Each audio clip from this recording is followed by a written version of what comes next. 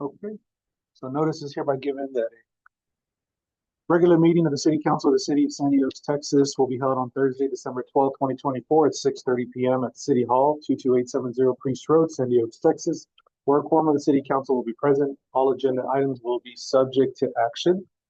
Time is now 6:30. We are in session.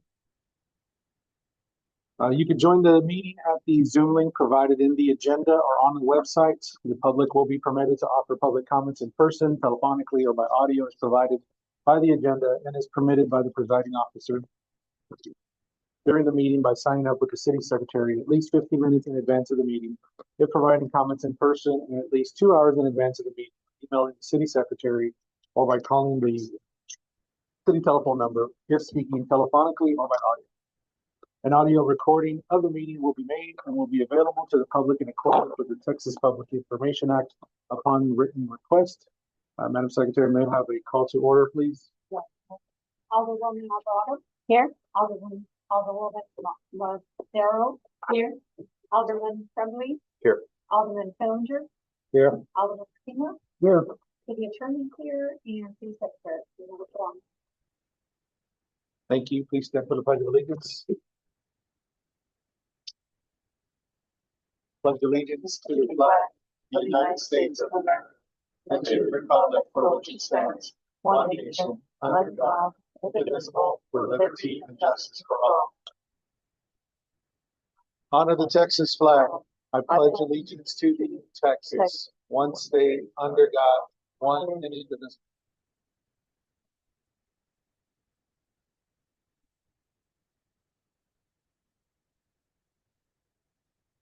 Citizens to be heard. Persons wishing to speak may sign up with the city secretary in the time and manner as indicated as above. At this time, we do have 2 persons signed up to speak. We will start with Chavez. Is that right?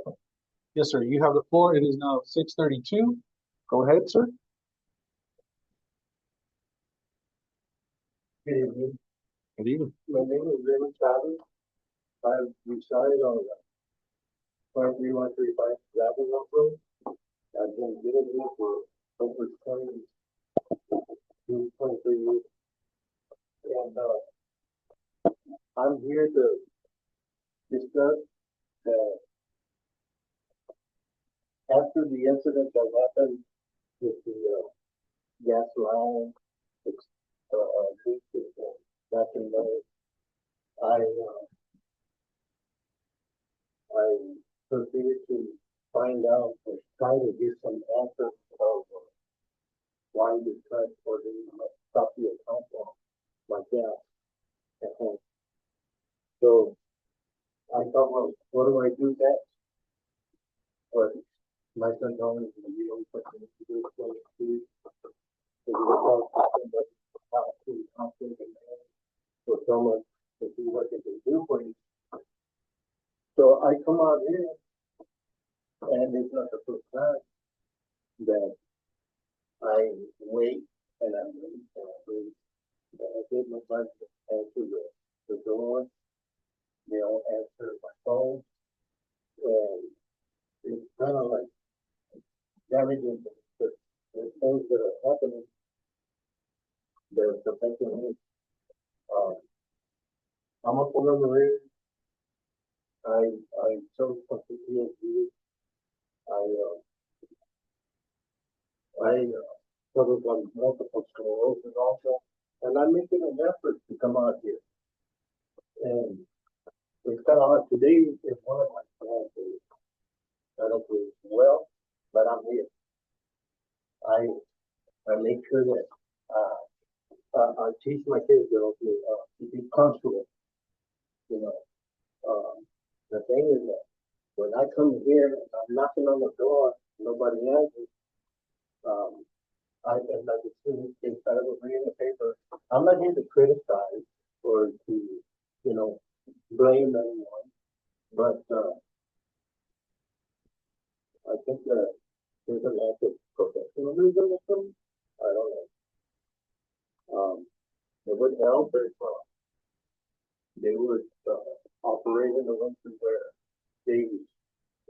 I'm not looking for sympathy or anything like that, but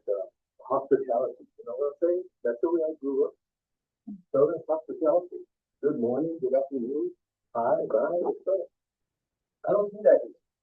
I come up here and I treat it as a, so, that's why I'm here to go, to let you know what's really happening. I'm not bringing a pointing fingers or anybody here, but you guys have the power to change it and do something about it. And there's other issues that, I think I don't have time to discuss it all. But, going back to what happened with the gas line in there, it was right across the street from me. That was back in May. And what happened then was, nobody was doing anything. And I saw the gas and the gas shooting out. And the fellows were still there, just, talking. I said, is anybody doing anything about it? I smell the gas. So, I decided to call the fire department. So I let you know. So I let them know. 1 month passed, another month passed, and I couldn't pay my gas. So I called them up and they couldn't get me in the house. So that's gonna point out. So, to make a long story short, they closed my account because of that. Now I have to go through all this. I've got a payment from May to now, and I have still not seen a bill. In the center point area, we came by, and they said that there was a mistake in this part. But they had closed it, that they had shut off my gas, so my gas is still on. And said that they had sent somebody out there. Nobody ever went out there. And I didn't give anybody I didn't call anybody to shut my gas off. It was their part. And I saw them, whatever it is, doing the table and the round. Well, it was one of their workers that called it in and said for them to come and shut my gas off. But I requested that. Oh. I never did.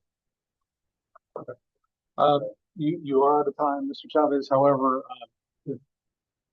today's probably not the best time just because of the length of the meeting, but grab some cards, at least grab my card and let's talk Okay. after the. I appreciate the time. Thank you. Thank you. Okay, next on the list, we have, Mr. David Jones. Mr. Jones, you have the floor. That's it. That's it. I just one, right, fueled by local state, and they themselves. There's no yield sign on either side of the road. And that's yield sign. We could go that way to be yield sign. It's going that way. On Priest. Yeah. Okay. There's no yield sign each side. I won't go on the 37 if there's a car approved, because I don't know if it's going to go down. I almost said they're in the house. So for me, it's yield sign. Next thing is I had, I think I'll put up stop signs on the road. And I had done my own research and found out you get those, solar powered, lighted stop signs. Those ain't for anything where it's $850 bucks. Like it's probably not good. For me, that would be a good idea. The next thing I want to say is, secondly, about this, putting their stuff in, and they came up to my house. And they pulled the truck, don't say that, all the way up in the middle of my yard. So I went up there, they went, what's going on, house? And I went up there to talk to them, and over there, so I happened to see them. Now, they did it, he said, they both things to him, they were in me. I didn't think I was in the but, yeah, if they want to prove that, well, I have at least one person. Because I don't speak Spanish. You need to get communicate with them. You know, I don't want to walk my property. So that's all that. All the stuff. That's all. Thank you, Mr. Jones. Thank you. Okay. Moving right along, mayor's updates and announcements. So at this time, first of all, I want to thank Alderman Coffendaffer, who is no longer on the council, and welcome our newest Alderwoman, Monica Madero. So welcome to the team. We look forward to having you on board and look forward to working with you closely moving forward. Next item I wanted to speak about was the Angel Tree. So if you have not signed up already, please contact the community center and pick a child or sponsor a child that signed up for the Angel Tree. It's certainly appreciated by not only the kids but also the parents and those that are less fortunate. You can help make them have a magical Christmas, then by all means please do so. And then lastly, just happy holidays and happy New Year. If we don't talk to you in the next few weeks. So thank you everybody that listens. Thank you for everybody that comes. Thank you to all the employees and staff that really help make this city what it is. And of course, thank you to the citizens that are the backbone of the city, right? That do live here and appreciate what we do and help us keep the ship straight when we don't do what we're asked to do. So thank you to everyone and happy holidays. Okay, moving right along to the consent agenda. All matters listed under the consent agenda are considered routine by the city council of the city of Sandy Oaks and will be enacted by one motion. There will not be separate discussion of these items. If discussion is desired, that item will be removed from the consent agenda and will be considered separately. This time I do have to make a note that the November 14th council meeting minutes are not ready. I believe we would need to make a motion to separate the police, right? Is that? Yeah, you can make it all now. Okay. So then at this time, we will remove approved minutes from November 14th, 2024 regular city council meeting, and the consent agenda will consist of everything below.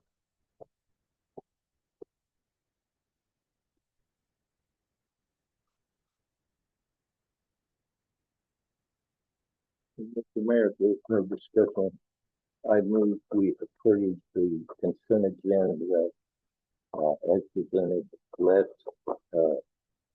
agenda item 5A. Second.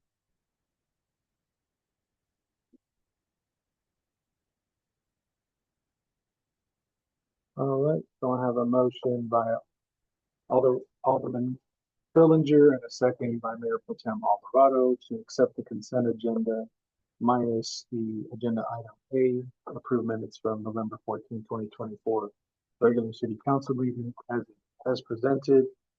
All those in favor say aye. Aye. Aye. All those opposed? Thank you. All right, moving right along. The income and expenses for November 2024 will be reported by the city secretary, Delma Doyle, with possible discussion and action. Ma'am, you have the floor. First, they closed out $235,720.78. Tax repayments here is $59,500.32. Deposits and other credit clears were $135,787.11, bringing the statement ending balance in November 30th at $302,011.57.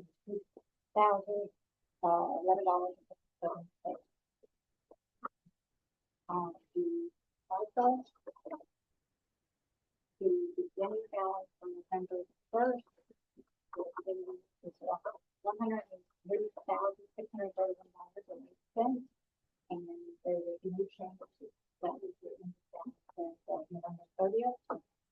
And the CBA grant account, the beginning balance as of November 1st is $15,544.20, and no change in that.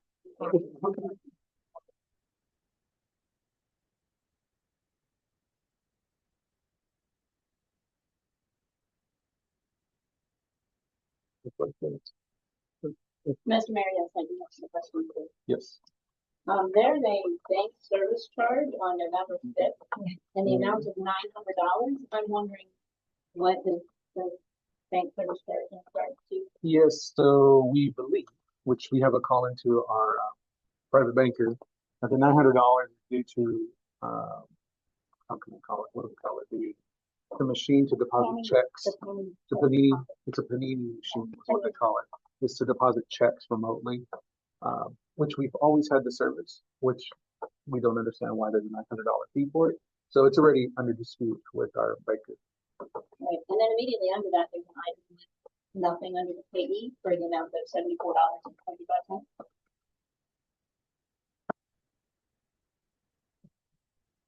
Immediately underneath the bank service charges, you'll see. Yeah, I I see it, 74. There's nothing. I'll look into that.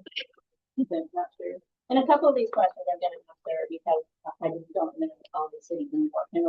For example, there's a $1,897.18 paid to Graves, Humphreys and Stahl Ltd. I'm guessing that someone. That is close to the police department.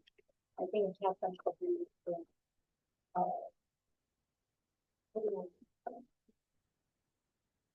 The one of the expenses associated Yeah. with running of the police. Yeah, I think it's something having to do with the radio, or the program, the call-in program. The collection. Yeah. Other than what you For collection agency. It's for court tickets that have not been collected.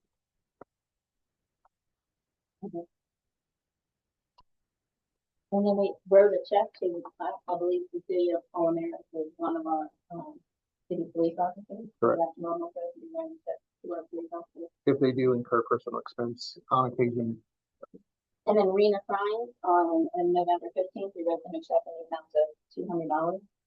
yes, that was for National Night Out. And then the Pilot Travel Center, $174.73 on November 26th. I believe November 26th, that was the police, right? That was, so the chief went to Houston for a chief school. And that was, I think, some of his, could be wrong, could be correct, yeah. Thank you, sir. That's all the questions. Well, if there's no further questions, I move that we accept the financial report, except for those items that are under scrutiny, and until they are resolved. I second that motion, sir.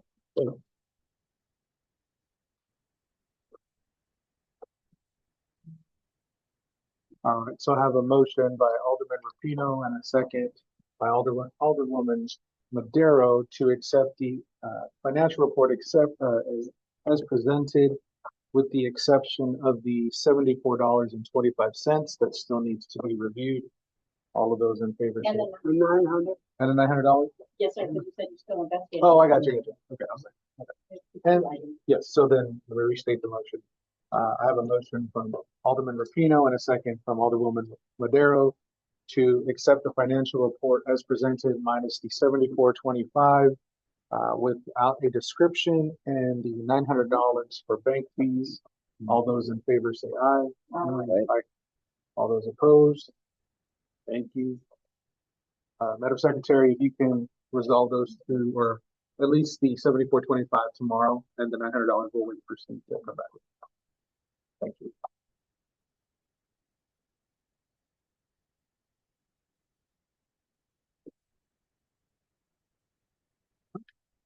Updates and announcements from Public Works. From Public Works Director Priscilla Smith with possible discussion and actions, and you have the floor.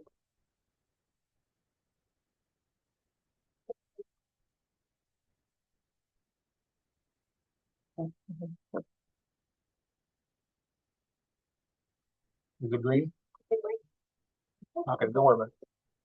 Just speak up. Good evening, council. Just as, the community can see, we did put a marquee sign, a digital sign up indicating we're gonna have some stop signs coming up.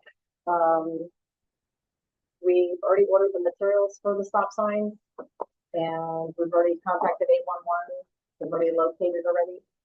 So we're just waiting on the order to come in for our stop signs and we'll start installing them. The marquee, the sign says, December 17th. So the community can get prepared for a safer new mapping. And pretty much all I have to right now. Any questions? All right. Moving right along.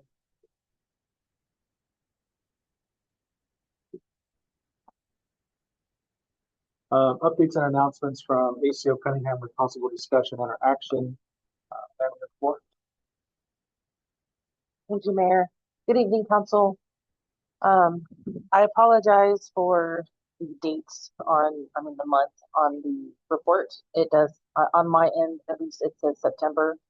And then it says on the bottom November. These are the numbers for November. I was showing the new employee how to do it and I accidentally adjusted it to September. So, that is on there. I just wanted to update y'all that it is the correct information for November. If y'all does not say it, then it's just mine. As of for the month of November, we had 29 stray calls. We had 1 cruelty neglect, 6 enforcement, and 1 bite scratch. The total calls for the month of November was 37. November was a very busy month as far as getting dogs moved. I didn't have a lot of time to actually patrol. So a lot of the cases are still pending. We're working on getting towards those cases where the dogs were loose or trying to get dogs that were on hold because we were full. The total number of animals that we have taken that were brought in for November was 6. And that was on top of what we already had here. So animals in custody as of 11/11, November 11th was 7. As of today, we have 4 dogs in custody and 2 of those dogs have already been adopted. So, just today we picked up 2 more dogs, but 1 had an owner reclaim. So we're down to 4 dogs, which is great. Dogs that were transferred to shelters was 14. We had 14 dogs leave for the month of November, which is a very high number. And we didn't euthanize any for the month of November. I did speak with Austin Pets Alive, and they have agreed to partner with us. So any of my dogs that come in, they've asked if we can plea them to Austin Pets Alive to ensure that all the dogs have a chance at getting adopted. If it's sick, if it's injured, they would still like me to plea the dogs to them, which is wonderful. RAD is still working with us, which is Rescue a Death Row Doggy. They are still working with us, and then we have our private volunteers that help us share the dogs and get them adopted. So November was a very busy month for that, with Austin Pets Alive coming on. That was a very good shelter to partner with. Do you want to add that we even had a parvo puppy that tested hot parvo, but the Fraser means not good, and they still took on the dog. Yeah. Now we had to deliver it to Austin, right? Yes, sir. But that shows how much they're willing to work. So let's continue to work there. Sorry. Yeah, no, that's yeah, that was really awesome. I was very surprised that they actually took the dog in with a short amount of time. Because we could not hold him here in our facility having part. So that was wonderful. I did speak with the veterinarian about the plugs or the electricity that is needed in the barn. He stated that he needed, if possible, lights that are anti-shadow lights. Let's get to that. But let's finish the announcements. Updates and announcements. That is the Okay. And then you also discussed 8B with the presentation. Okay, so then, all right. So Mr. Mayor, yes. this is a general point. delivering a dog to Austin is way less expensive than euthanizing a dog here. Mhm.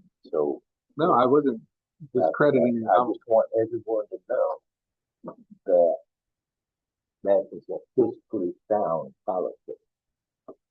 Because we have people that say, I'll put them down, don't pay any vet bills. Well, euthanizing an animal is a very expensive proposition. Right. So, you know, Yeah. delivering it to Austin is a fiscally sound decision.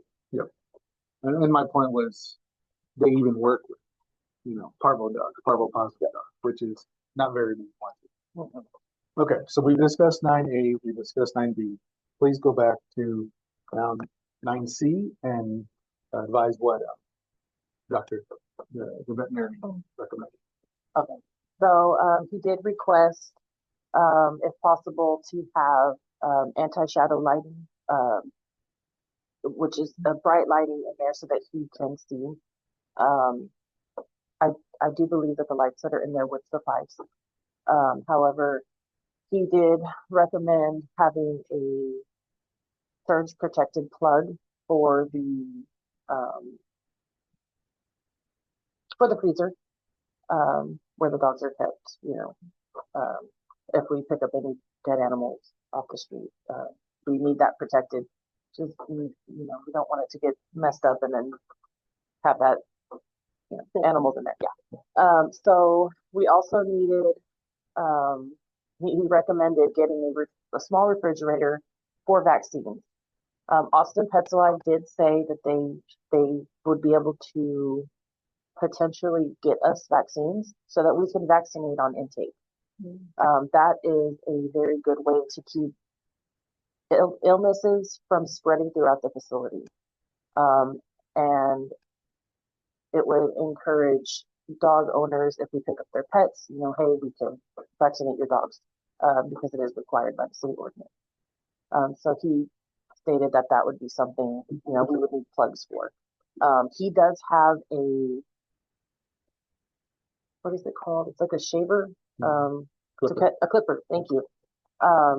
That he has to plug in. So we do need a plug for that. And he stated that barn could be easily converted into an area where he could, or any vet, not just him, could come in and do spay and neutering. It could be converted fairly easily into a location that we could do that with. It was just a suggestion that he had. So he was stating that maybe you could turn it in, one side is for spay and neutering and one side is for that side of the job. But I just wanted to let y'all know.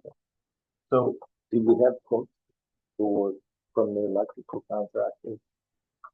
No, at this time, it's still the remaining quotes that we received last month. They had not got back to us to provide an update, especially with the holiday season. It's been a slow moving.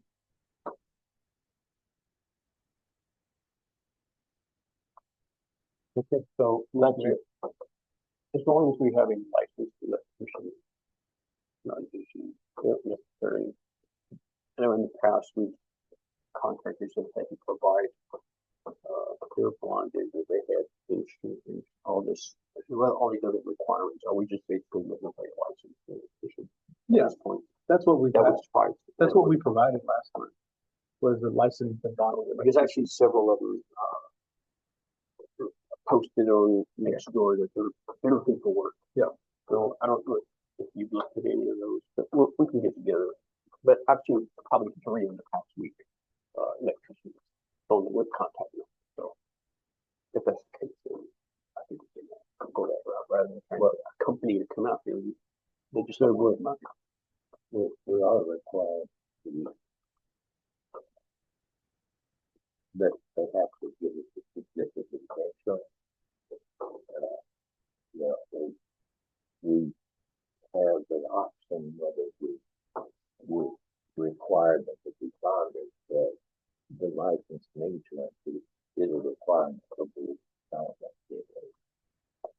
So, but I do agree, maybe we should throw a wider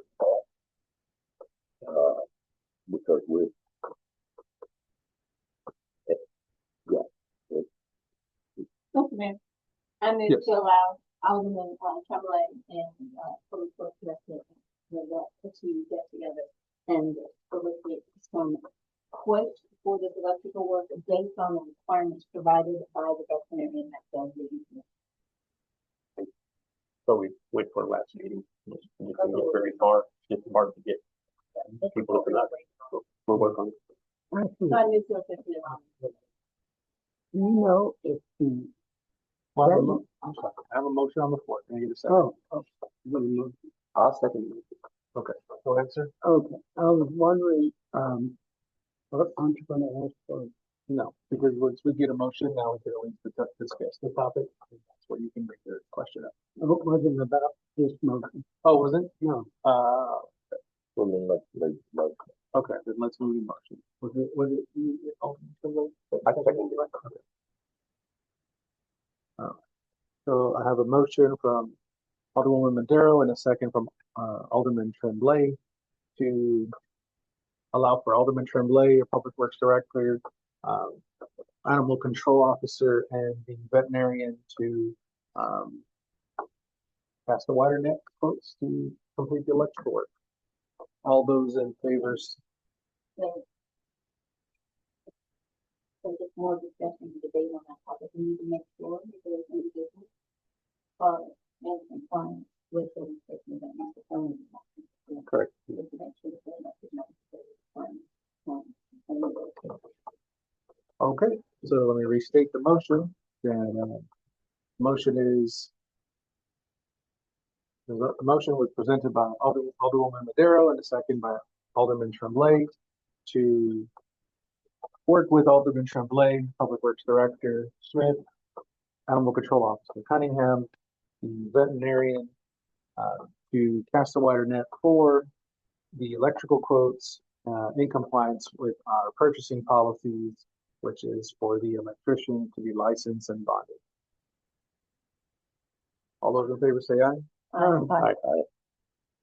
actually, I was wondering, do you know if the veterinary vaccines are, have a strict requirement for one refrigeration, and so that would probably require, that they be, they'll have a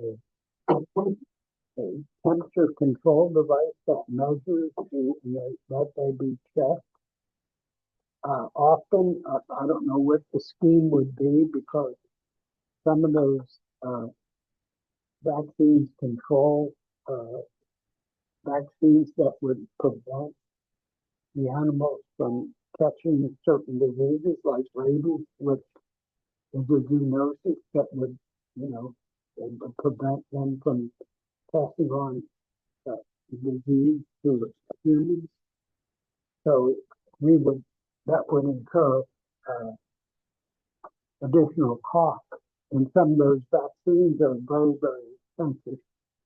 So to have them go,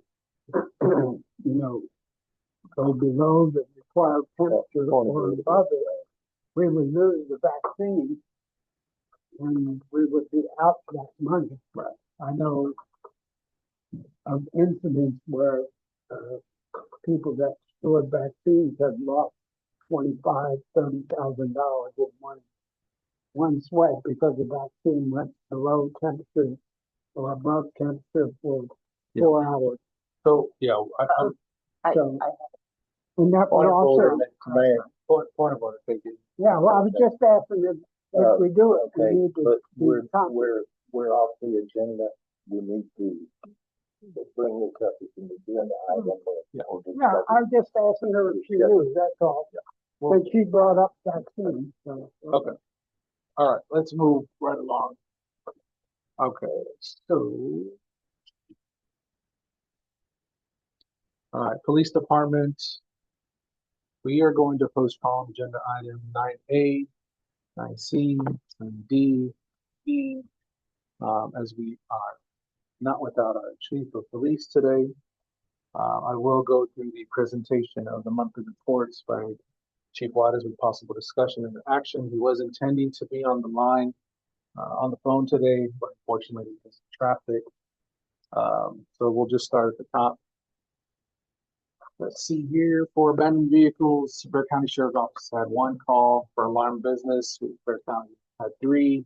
Alarm fire, 1. Alarm residence, 2. Assault, 2. Assist EMS, San Diego PD had 1. Assist fire, Bear County Sheriff's Office had 3. Assist the public, 1. For SOPD, Bear County Sheriff's 1. SID follow-up, SOPD 1, Bear County Sheriff's 1. City ordinance violations, 11 for SOPD, Bear County Sheriff 0. Civil matter, SOPD 0, Bear County Sheriff 4. Civil matter, keep the peace, SOPD 0, Bear County Sheriff's 2. Civil matter property, SOPD 2, Bear County Sheriff's Office 3. Crash injury, SOPD 1. Crash non-injury, 4 for Bear County Sheriffs. Criminal trespassing, 2 for Bear County Sheriffs. Damaged property, 1 for Bear County Sheriffs. Deadly conduct, 1 for Bear County Sheriffs. Disturbance family, SOPD 3, Bear County Sheriff's 5. Disturbance noise, 5 Bear County Sheriffs. Disturbance verbal, 2 SOPD, 3 Bear County Sheriffs. Disturbance shots heard, 3 SOPD, 7 Bear County Sheriffs. Driving while intoxicated, 2 Bear County Sheriffs. Emergency detention, 1 Bear County Sheriff. EMS call, 1 SOPD, 23 Bear County Sheriffs. Fire, 1 SOPD, 3 Bear County Sheriffs. Harassment, 3 Bear County Sheriffs. Information report, 4 SOPD, 8 Bear County Sheriffs. Injured sick adult, 2 SOPD. Officer initiated activity, 4 SOPD.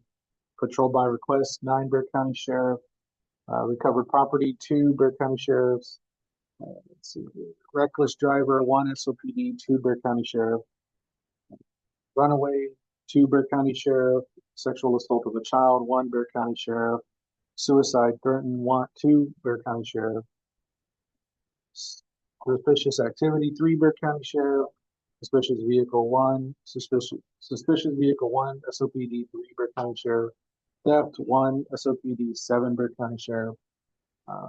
Traffic hazard, 1 SOPD, 1 Bear County Sheriff. Unlawful carrying a weapon, 1 Bear County Sheriff. UUMV, stolen vehicle, 1 Bear County Sheriff. Wanted person, 1 SOPD, Bear County Sheriff 1. A welfare check, 3 SOPD, 16 Bear County Sheriff.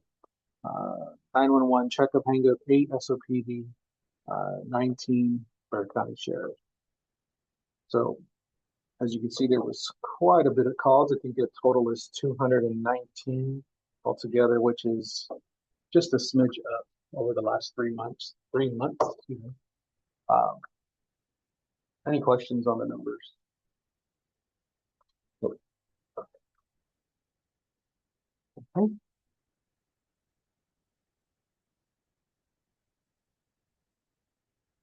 think what we'll do is let's skip 9F and G for now, and then let's kind of lump those. Yeah.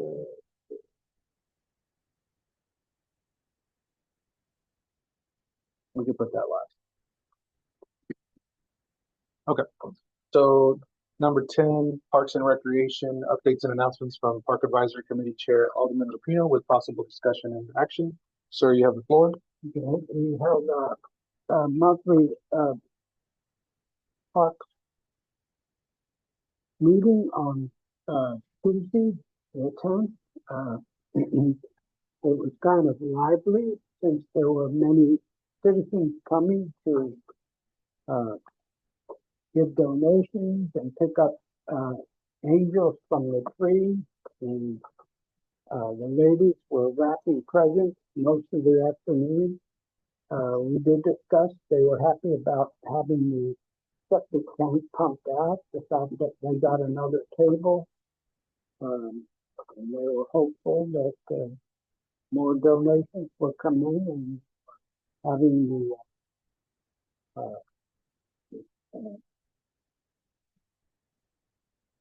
people come on the 11th and 12th to pick up angels.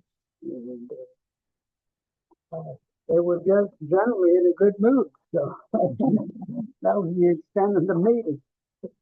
We did talk about some things that, they may want to do later in the month and maybe next year.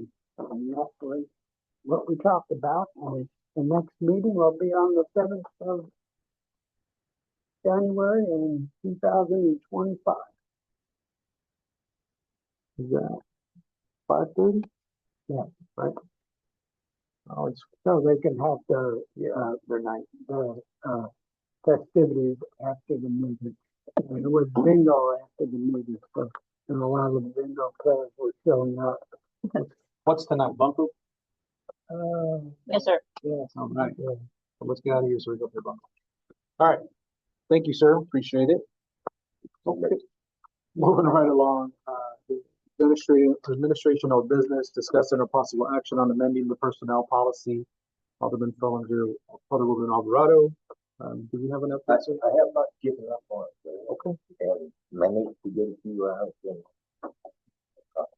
Sounds good. I think the issue mainly is there was like 2 different formats here. Yeah. So it doesn't accept normal orders, so I actually reformatted the whole thing. Then wiped out the old numbers. And remember, but unusual. Okay. I'm glad you're seeing the things that I saw. Oh, I felt like I was under scrutiny for not getting it done. To be realized, I would be money in to just rewrote all formats, convert it to a different process, do it all in that, and then save it as Word. Yeah. So, Yeah, it's a task. Okay, thank you, sir. yes, sir. All right, just moving to agenda item 11B, discussing or possible action on the ordinance regulating fences. Alderman Bellinger, Alderman Tremblay, you have the floor. This is a second reading of the ordinance. Mr. Mayor, point of order on that one. Yes, ma'am. According to City Ordinance 2019-149, after the first reading of a proposed ordinance, it's supposed to be posted on the city website the first business day after the meeting and remain visible for the citizens to review for 14 days or until the next meeting. I do not believe this one was posted for the citizens to review after it was first presented, sir. I think we need to wait for the second reading until after the citizens have an opportunity to review it and provide feedback either directly to one of the council members or via the city secretary to the council, sir. Okay, good. Good to be. It is posted on the website. And it was a motion. No, sir, it was a point of order that we can't have a second reading, sir. That being said, I will move that, number one, we postpone this until our next regular business meeting and direct the city secretary to post this on, It is posted, sir. it is posted. It was posted on, It is posted on, okay. Well, it's been on the website, but just not under the second reading section. So it's been on there since then, but not under the second. but not under the second. Okay, then that simplifies it. I think we postpone this item until the next regular business meeting. Okay, do we need a motion? I second, sir. So a second. All right, we have a motion from Alderman Fillinger and a second from Alderwoman Madero to postpone agenda item 11B until the next regular business meeting. All of those in favor say aye. Aye. Opposed?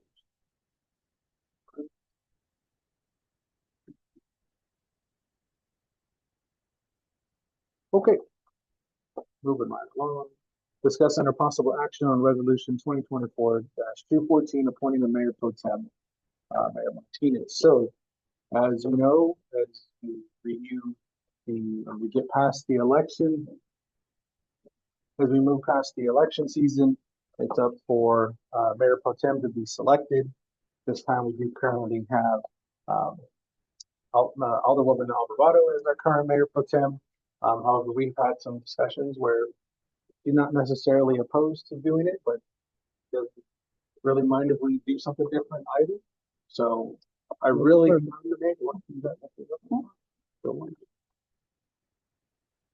fine with doing it.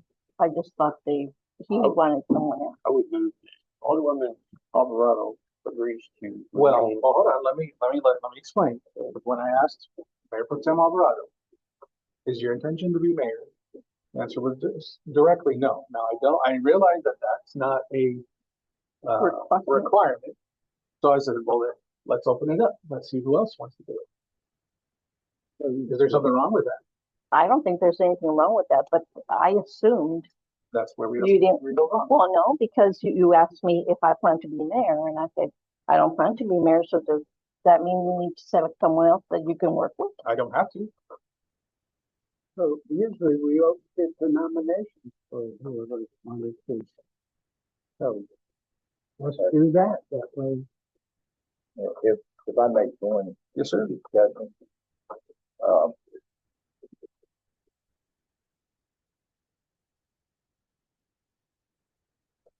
the mayor pro tem is not a long-term replacement. God forbid something happens in your term of facility office. Right.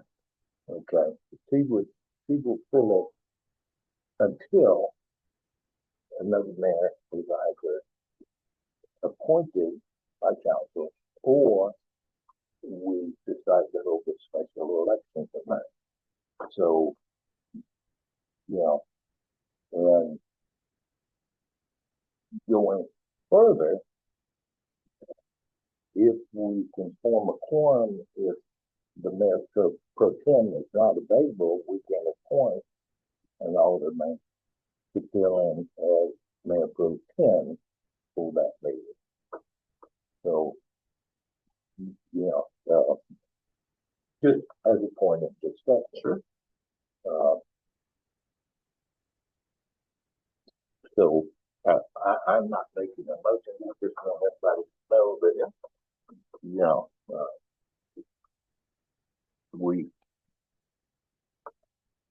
Mayor Pro Tem fills in temporarily.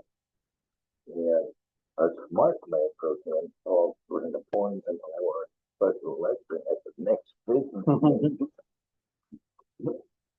Well, it's up for appointment, so if y'all want to make an appointment, or I mean, not an appointment, it's up for discussion or for a motion. If you have an appointment, but If Alderwoman Alvarado agrees to continue serving as mayor pro tem, I would nominate her. I would make a motion to nominate her to continue. do I have a second? I'll second.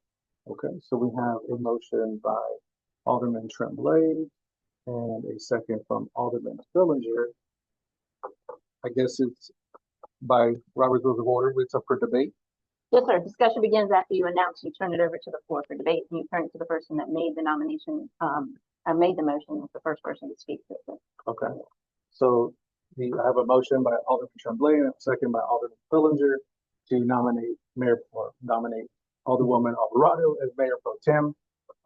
Alderman Tremblay, is there any discussion to be had? I feel she's done a great job. I'm pleased with her performance. My reasons to nominate. I agree with that.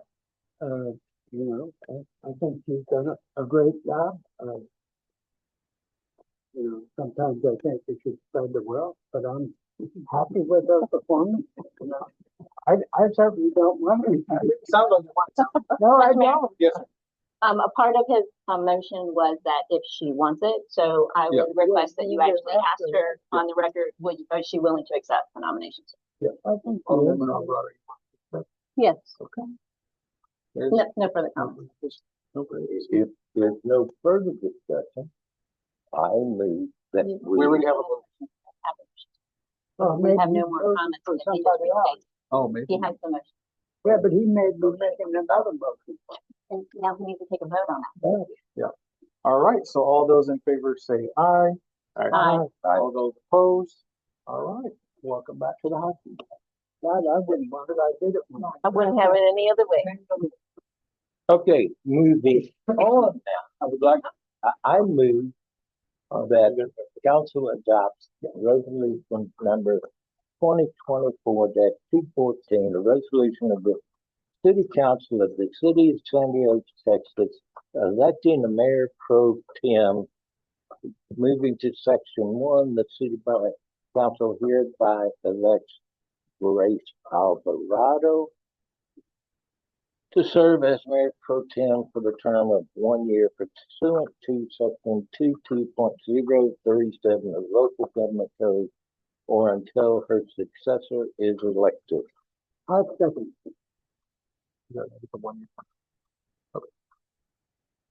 All right, so I have a motion by Alderman Fillinger and a second by Alderman Rapino to accept the resolution number 2024-214, a resolution of the city council, or adopt resolution number 2024-214, a resolution of the city council of the city of Sandy Oaks, Texas, electing the mayor pro tem. That city council hereby elects Grace Alvarado to serve as mayor pro tem for a term of 1 year pursuant to section 22.037 of the local government code, or until her successor is elected. All those in favor say aye. Aye. Aye.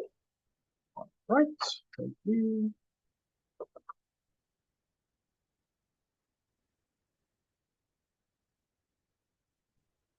All right, discuss and possible action on the appointment or reappointment of municipal court judge and alternate judge. So this particular item, the judge actually coincides with the mayor's term. And so every 2 years, essentially, we should reappoint a judge and an alternate judge. However, we have not done it in the past because it does allow for after 90 days, if we take no action, that the previous judge be reappointed automatically. So I have no problem with Judge Frank Dixon being reappointed. And I think that should be the motion. Okay. Then I would move to reappoint Judge Frank Dixon for the municipal court judge. I'll second. All right, I got a motion from Alderman Fillinger and a second from Mayor Pro Tem Alvarado to reappoint Judge Frank Dixon. It is now up for discussion. You have the floor since you made the motion. I made the motion because he's done a good job. He's still there. He's a regular on time. Welcome. Mhm. Okay, all those in favor say aye. Aye. All those opposed. All right, thank you. Okay, moving right along, let's see here. Discuss.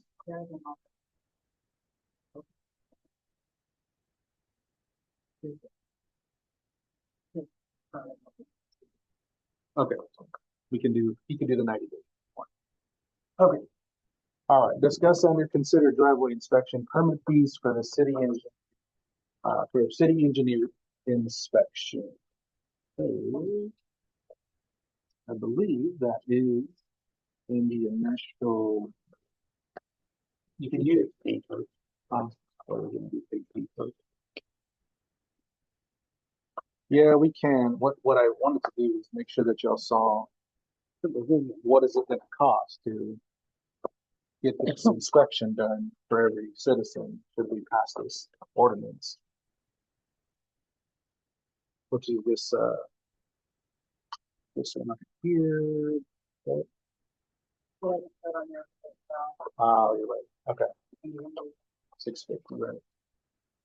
Yeah, so I guess basically let me kind of tee this up. So the permit fee that the engineer recommended or said that he would feel comfortable charging per new inspection would be $650 to come out and inspect the driveway to make sure that it's in compliance with their standards, driveway standards. Mr. Mayor, which item are we talking about right now? This is item C, 6C. Thank you, sir. 12 feet. 12 feet, where am I? Yeah, 12 feet, sorry. Oh, no, okay, not the quote. Yeah, so Oh, please don't.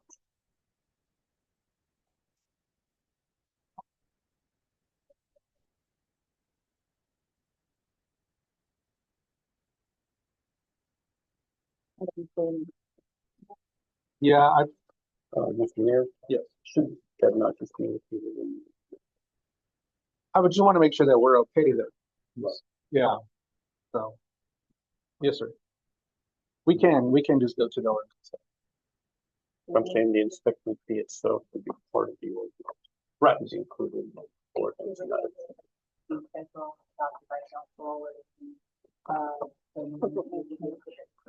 As well as the ordinance. Oh, the ordinance. Well, it makes sense.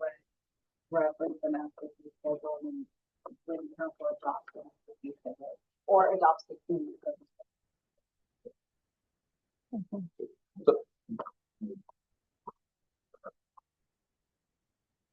So let me tee it up, right? So if we have a new person that comes through and wants to build a house and they can do a driveway and it's required of a culvert, the engineer has stated they will charge $650 to come do an inspection. Same thing if, I mean, I guess you don't have to do it if it's an existing and they're just replacing, but I don't know, right? So I believe that was part of the discussion for the ordinance, was that if it's an initial install, you follow the ordinance, the guidelines. If it's a new or an install replacement, you still need to follow the guidelines. So you still need to come in. okay. So then that being said, are we okay with the $650 inspection fee? Well, if that's what it's gonna cost you. That's not gonna cost us. That's what the Well, engineer but that's what it's gonna cost. Correct. Then that's That's- what we have that's to what- charge, yeah. engineering fee will. That's what he estimated it would be an adequate fee. That was the proposal. From the engineer. I was going to see what is their final choice. I think he, he actually brought it up when we were discussing it. We were actually talking about that, but we did discuss the approaches, the driveway approaches.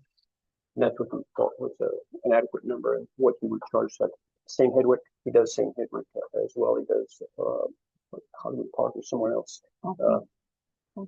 Adkey, some other small towns around us that he does. That's a number that he uses. So I mean, if we don't do that, and he bills us $650, and we're not charging the $650 for the inspection. Oh no, because he's basically going to come and tell him what the work requirement is going to be based off of the ordinance.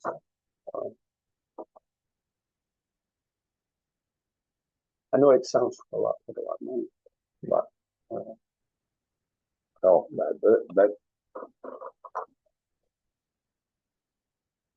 that's basically that would be the design to tell them what to do. Yeah. Could you let then we, as I understand it, well, do we need to approve this before we go into the discussion on that? Or not? Yeah, so let's, okay, we should choose the ordinance before we talk about the. okay. So are we okay with that was the correct. So are we okay with the fee, which then would be then put into the master fee schedule? Okay, yes, and do we get a motion?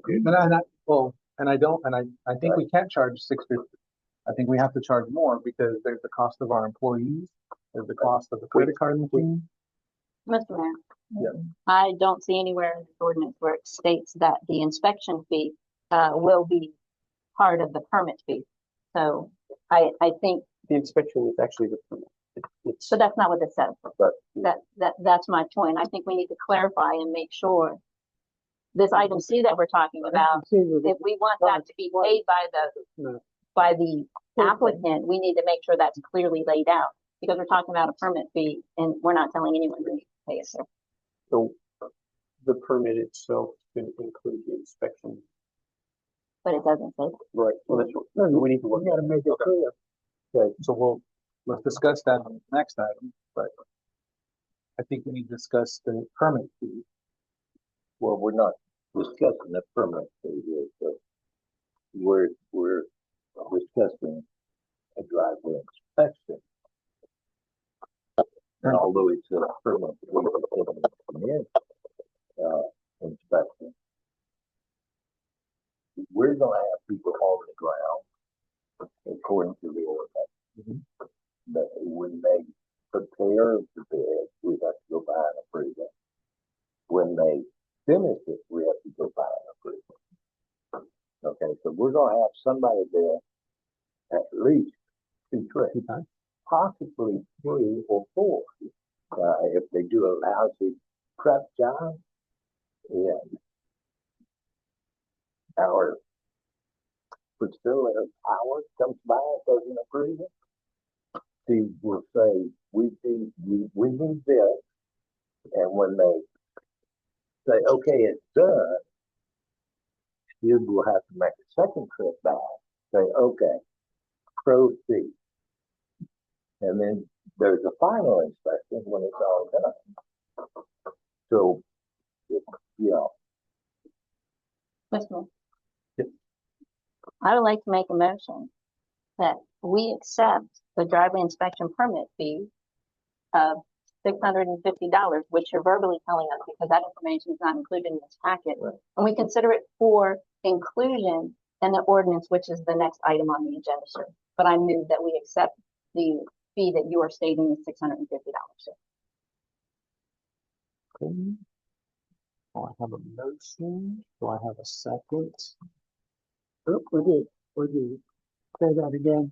I am making a motion. I move to accept the inspection permit fee for the city engineer of the amount of $650.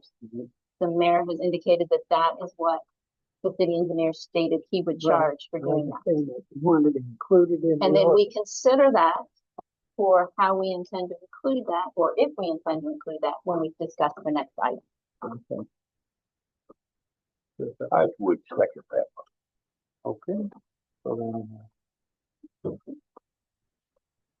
a motion by Alderwoman Madero and a second from Alderman Fillinger to accept the permit inspection fee of $650 and to consider it in the next item, which is agenda item 12D, ordinance number 2024-246, providing for the regulation of driveways and culverts. We do have a motion and a second. I would just ask that we make sure we have this in writing somewhere in the record because it's not in our package here for us to review. That The the fee $650? Yeah. that the engineer is going to charge us is $650 so that we can document that. That's my only comment on this, sir. Okay. Okay, I believe that the attorney said we shouldn't include it in the ordinance. Is that what you're saying? No, sure. Discuss it. Well, Because it's part of the message.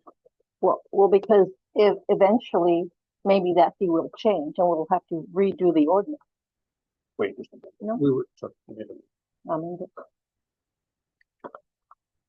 So we So- wouldn't include the amount. We would say there's a fee, that the driveway inspection permit fee from the city engineer is included in the permit fee. So oh, not a dollar amount, To tie it as the together. city attorney stated. That would be in the fee schedule. We would just refer to it. so that there's clarity that the permit is the inspection. And And the the fee inspection is fee is from the, included in the permit. Yes, ma'am. excellent. We have a motion and a second. We open it up to you. Anybody else? All right, all those in favor say aye. Aye. All those opposed? All right. So now, moving on to 12D, discuss and or possible action on ordinance 2024-246, providing for the regulation of driveways and culverts. Alderman Tremblay, Alderman Fillinger, you have the floor. So could I, request 5 minutes of discussion? The time is now 7:35. We are in a 5-minute recess. That's not fair. That's fast. 7:35. All right, we are in recess.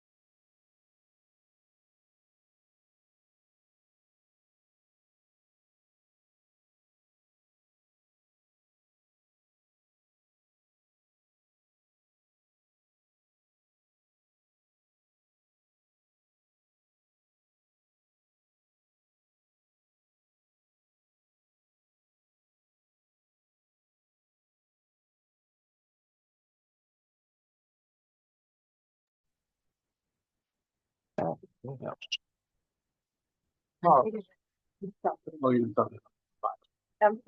We're back. Okay, it's now 7:40. We are back in session.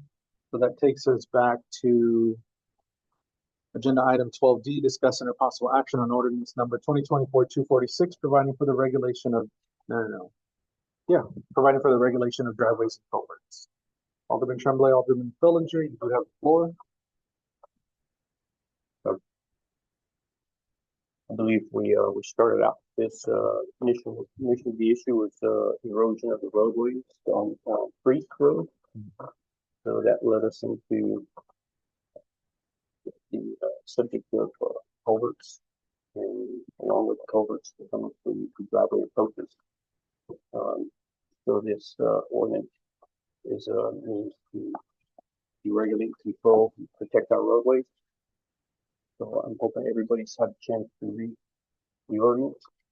I would, if anyone has any comments, I believe, the Cassandra worked with this as well as we got input from our city engineer. So I'm taking it as, very well prepared. And I think we've at least taken into consideration, again, other small cities around us, St. Hedwig and Atkins.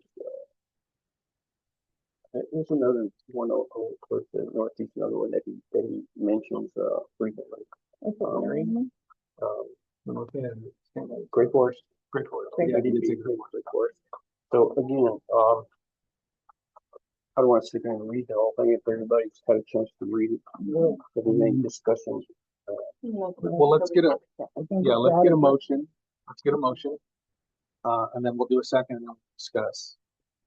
So I would make a move that we approve an ordinance in the city of Sandy Oaks, Texas, providing for regulation of driveways and culverts within the city, providing for enforcement and penalty, providing for severability, and providing for publication and implementation. Okay, so I have a motion from Alderman Tremblay, a second from Alderman Pino to approve an ordinance number 2024-246, an ordinance of the city of Sandy Oaks, Texas, providing for the regulation of driveways and culverts within the city. Alderman Tremblay, you have the floor. Again, as I stated, I believe we'd cross the T's and dot the I's as far as the engineering aspect and our legal aspect as well. No, I'd open it up for discussion, sure. yes. So, just a few questions and comments I have on this. So, first of all, there's mention of getting a permit, a couple times in there, and the requirement to have a permit. And under section 15, there's enforcement and penalties of what happens if you don't have a permit. But I don't see anything, that says you have a permit fee, associated with applying for that. Maybe that you need to turn in that application, and that permit application, before you start your work. Also, there's multiple times within here that public works director is mentioned. So one, this is an additional job. I believe this is not in her original job description. And some of this may require some additional training. If we're going to require this of her, has she agreed to it? And are we going to provide her the necessary training to enable her to do these different things we're going to mention or task her to do? Also, there's section 5 and 6 where it mentions curbed approaches. I'm not sure of anywhere in this town that has curbs. So I don't think we really need those sections in here. And then my other comment is in paragraph, section 4, paragraph A, it mentions that it shall be constructed of concrete.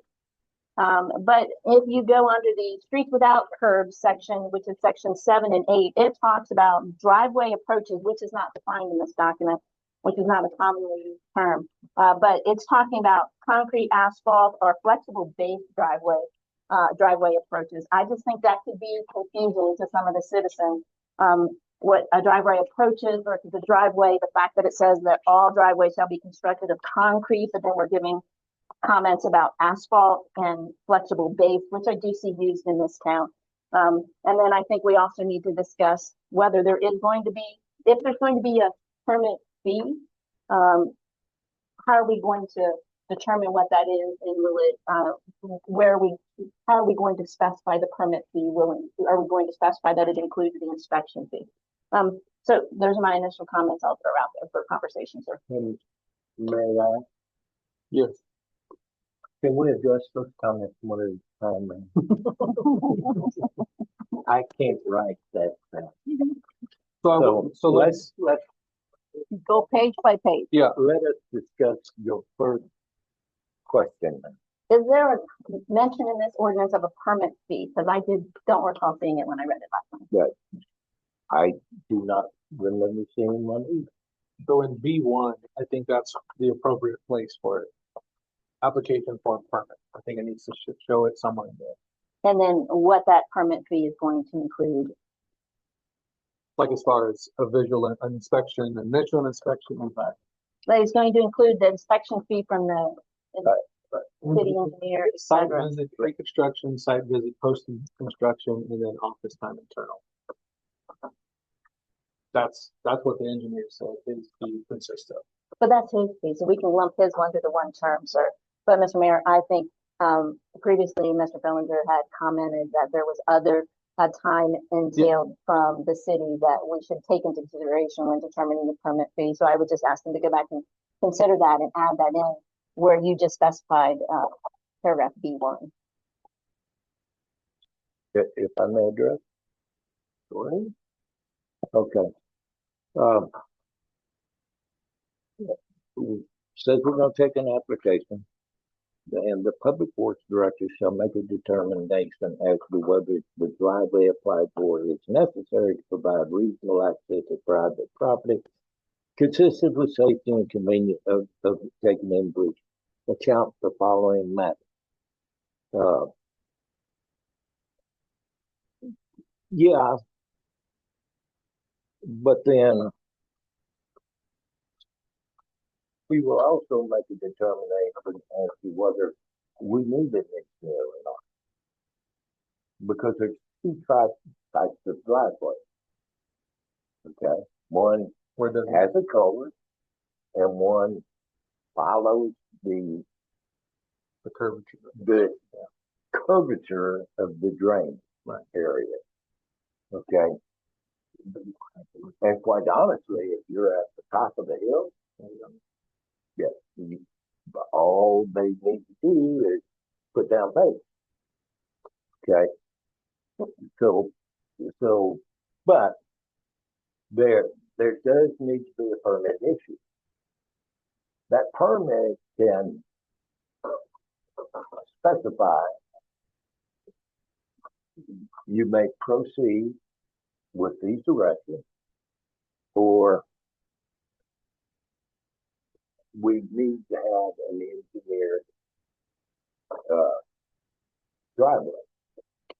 But either way, you're going to have an application is made, public works director or appointed person, designee, is going to drive out there and look and say, okay, we can use a drive-through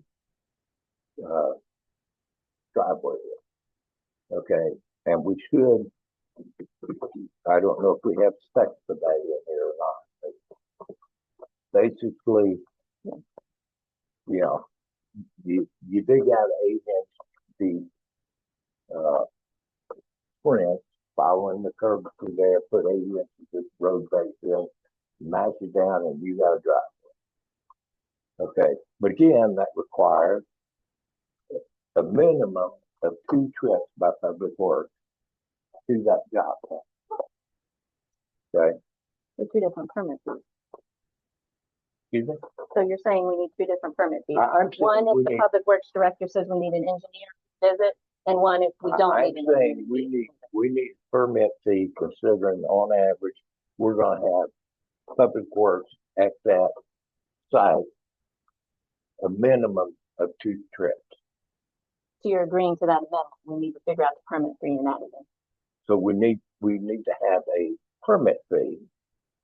And then we need to have an engineering fee if of $650 if we have to bring the engineer. Yeah.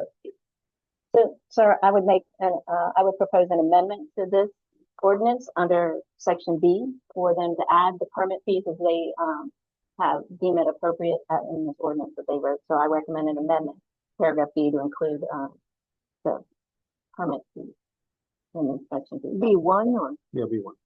something? I would let them pick just somewhere in No. paragraph B. I think I propose an amendment to this ordinance to include that. What- May I offer an amendment to your amendment before we vote on your amendment? Absolutely. Then why don't we do B1 or B2H? A permit fee will be charged as, well, I mean, in accordance with the master fee schedule. Because if we do that, if the fee changes, we don't have. to My write amendment is that you figure it out and bring it back wherever you want it. Well, we're not gonna list the number there. Right. But if we list the number and we have to change it, then we have to do a whole new ordinance now. If we put an amendment H here that says permit fee will be as listed in the current master fee schedule, which we've done several times. Then I withdraw before. my amendment, so you go ahead forward with yours. Okay, It makes it simpler, so you can just say what you want to do, sir. If I may, the stipulating what the fee would be in the ordinance, again, is, probably looking ahead too far. Basically, when Public Works, they will do a drive-by, somebody's building a house or they're bringing a mobile and they're bringing it home and she sees, or someone sees within the city employees, one of the city employees sees somebody building a house. So you go by, Public Works goes by and takes a look and determines which permit are they going to need an engineering permit, or are they going to just need to, like say, dump some gravel and do a without a culvert, no culvert needed. It'd be a whole different ballgame at that point. So the permit fee would have to be determined after the site visit I agree. by a city official, whether it be ordinance of the code compliance official or a city employee, someone who sees it. Then a visit is done to determine now, okay, oh, we've got a zone here, there's a culvert, on your neighbor has a culvert on this side and the neighbor on the other side has a culvert. You're required to put a culvert, otherwise you're going to be impeding the water flow. So that, which is something to consider. You put in a fee will be required, but we can't put a number here, like on the zone. Just like a fee will be required based on the determination, based on a determination by the city. Let's look at that by the city. The city would determine. Pretty big though. But you can't tell them it's a $600 or $750 permit in the ordinance or even on the master fee schedule when they may not have to do all that. I would say there should be something to the tune of there will be a permit if the culvert is required. There will be a permit. Whatever you want. Right. A permit fee if a culvert is required. Because you're right, if it's just a drive-through, then why do we need to charge it? Right. So if you wanted to redo your driveway and you don't have a culvert, why should you pay anything? Right? You're already paying to get it fixed. You've already proven it. Your neighbors don't have culverts. But if your neighbors don't have culverts, then why do you need one and why do you pay a fee?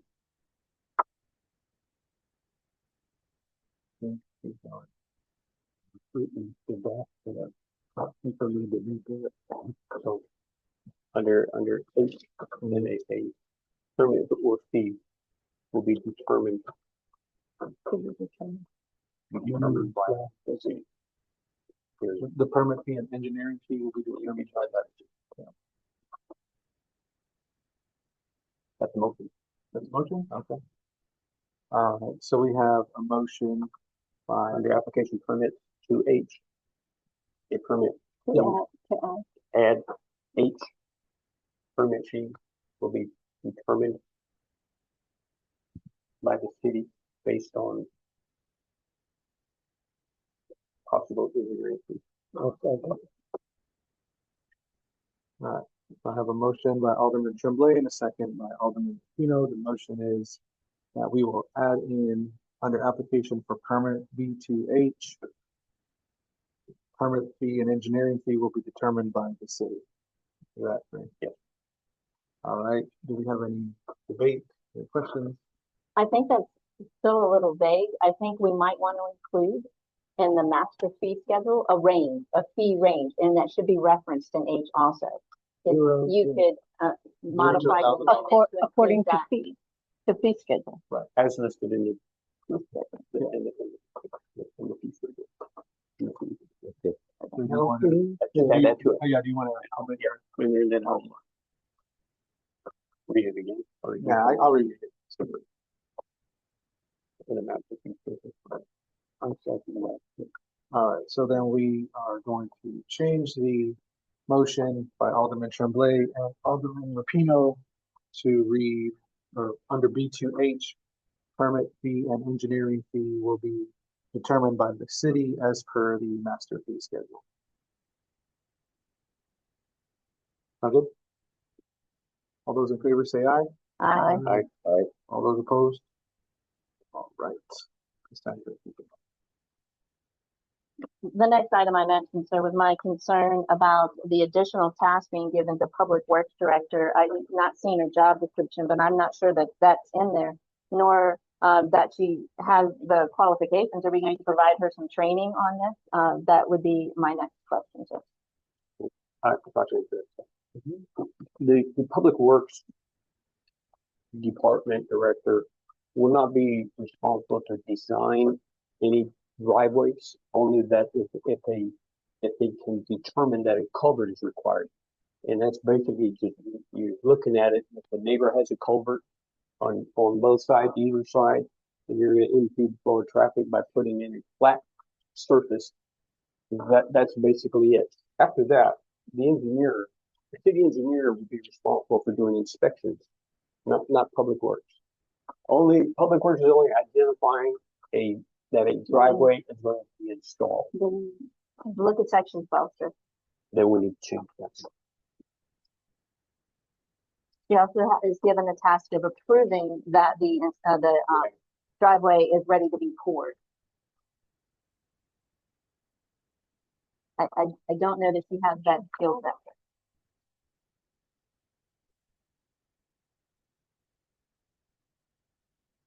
I think really it just needs to, if it's gonna be poured, right?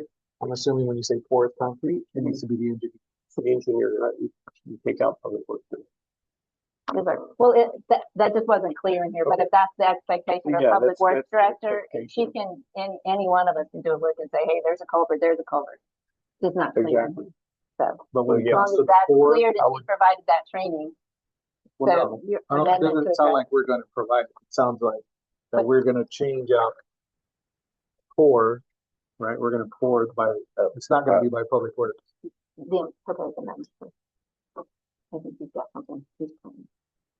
Right, if it where it says Public Works, strike that before, as approved and ready to pour by Public Works, it's not, you can delete that. Public Works.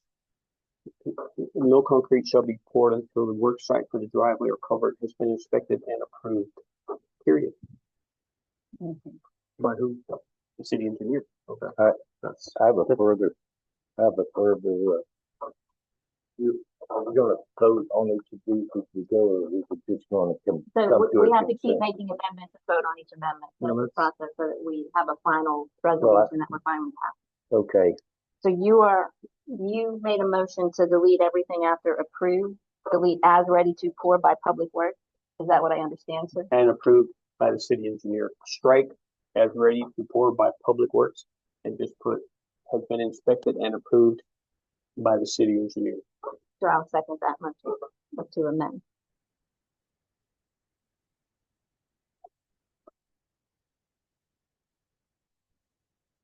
Okay, so I have a motion from Alderman Tremblay, second from Alderwoman Madero to strike and is ready to pour by Public Works and insert and approved by the city engineer. Is there any discussion on this? Just one thing. I assume concrete would be poured whether or not the city engineer goes out and does an inspection. So this would be some trip by the city engineer. Will this be considered, It should be part of his fee. but what if it's not a culvert and he doesn't go out and do the initial $650 visit and he's just going out and saying you can pour? Does he have the, his work proposal broken out so that we can provide a cost estimate, the fee schedule to include going out for this inspection as something separate because it didn't need the culvert evaluation? Right, and the fee can be adjusted. We're putting, we'll get to the fee number. I guess when we get to that number, it should be a TBD, to be determined.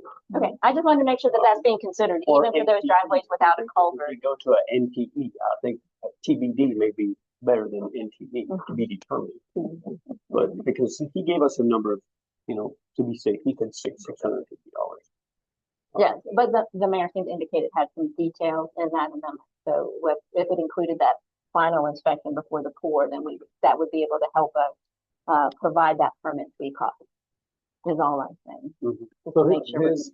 his recommendation was a site visit pre-construction, site visit post-construction, office time internal letter and review. Assuming that review is maybe what this entails, but if we're asking him to come out again, it's not a part of that. Read it one more time for me, please. Office time internal letter. Okay, right. What? The Pre-inspection. pre-inspection? Yeah, pre and post. Pre and post. There you go, pre and post. I mean, Well- he's doing a pre-inspection Post means after the afterwards. Exactly, right. Pre is before, so if there's, Oh, I understand how pre and Okay. post work, but but he may have to do two inspections or not a what it says. pre-inspection. That's not what it says. It's a pre and a post, meaning it's started, right? And it's finished. Let's clarify with him if we have to do pre-inspections, add an S to the inspections, and then what, we shoot for a number, and that's what we go with, and on the permit, and the master fee schedule, again, to be determined. A lot of TVDs. Okay. Well, and Yes, sir.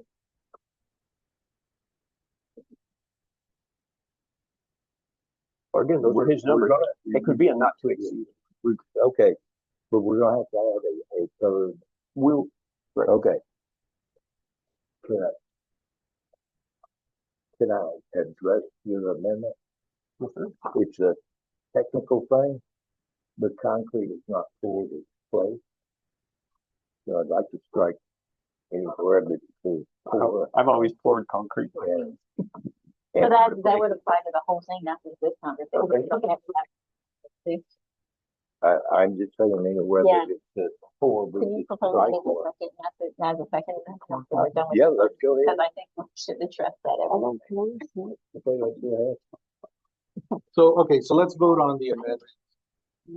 Is there any more discussion on the amendment that Alderman Tremblay and Alderwoman Madero made, which was to replace as ready to pour by Public Works and replace that with by the city engineer, inspected and approved by the city engineer? Any more discussion on that? All right, so all those in favor say aye. Aye. All right, so that moves. So that hopefully- Before we So leave, now, this, yes, sir. section 12,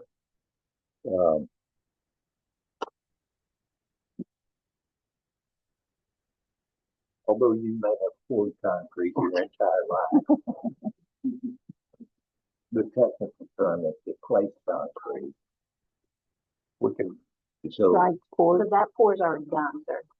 So we can replace it everywhere else in the So- document that it shows up. no concrete shall be. You know what? placed. Google says you can pour and place concrete, so I don't think we need to vote on it. Okay, I'm all right with that, because that's splitting hairs, but I'm gonna tell you that you'll be a small country government and place concrete. well, we have a smart Yankee on the board, so that'll help us. We have two. Born and raised in that. Well, it's for All right, so my other concern was that this might be confusing. Well, first, there's the fact that we have sections that are unnecessarily, because I don't think we have anything that's curved in the city. That's just an observation. And if you guys don't want to remove it, that's fine. I just was making that observation. But my concern is that under section 4A, it states that driveways will be constructed of concrete. But in both section 5, 6, that talk about curb, and then again in section 7, 8, that talk about streets without curb, it's talking about concrete, asphalt, and flexible base driveway approaches.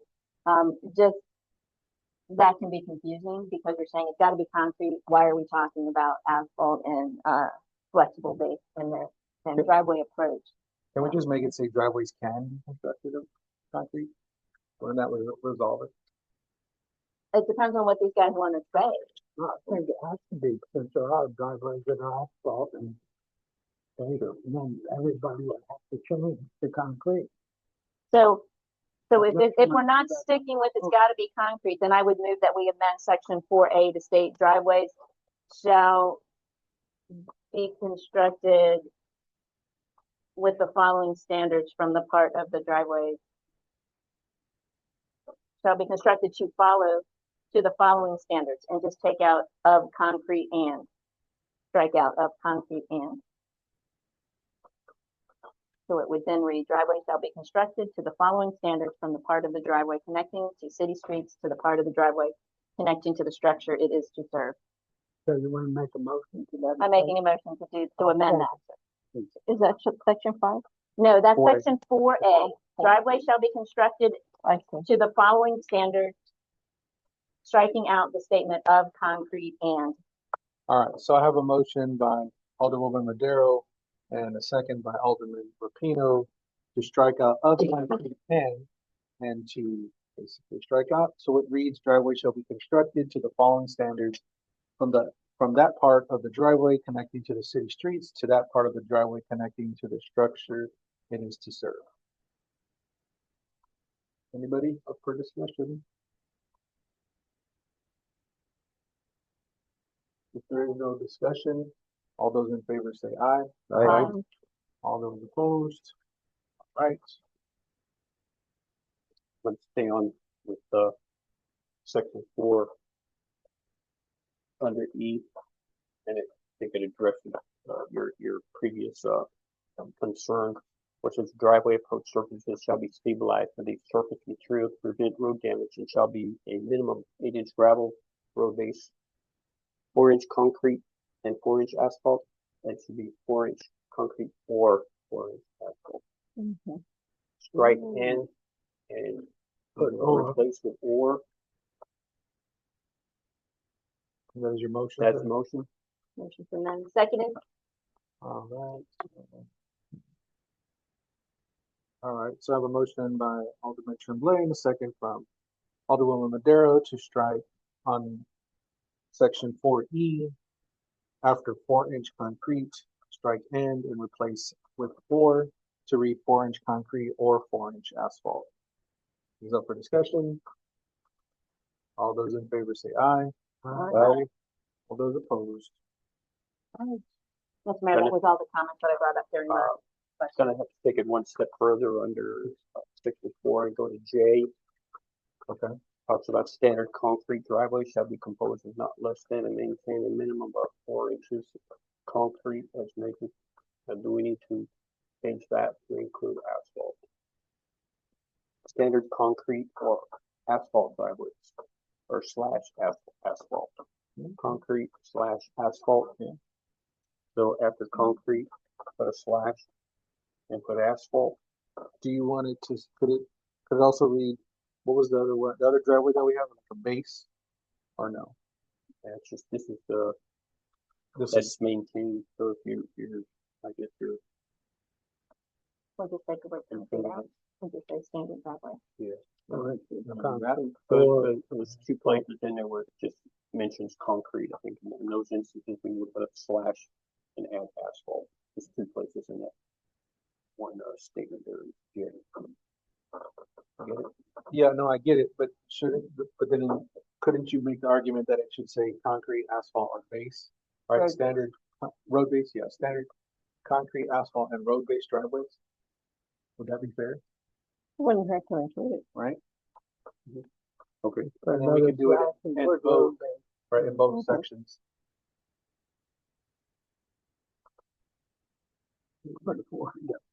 Working on this commitment. Ray Darwin shot his horse. Mhm. All right, so, I have a motion by Alderman Tremblay. Do I have a second? Second. All right. Pino is seconding to replace, concrete with concrete slash base slash asphalt in both sections mentioned in item 4J to read standard concrete base asphalt driveway shall be composed of, and also minimum of 4 inches of concrete base and asphalt as measured over the top of the reeds. It's open for discussion. If there is no discussion, all those in favor say aye. Aye. All right.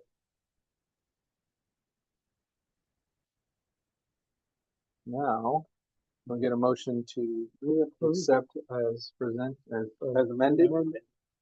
I think do you have any more points? That was all the points that I had, sir. Okay. I make a motion to accept this, ordinance number 2024-246 as amended.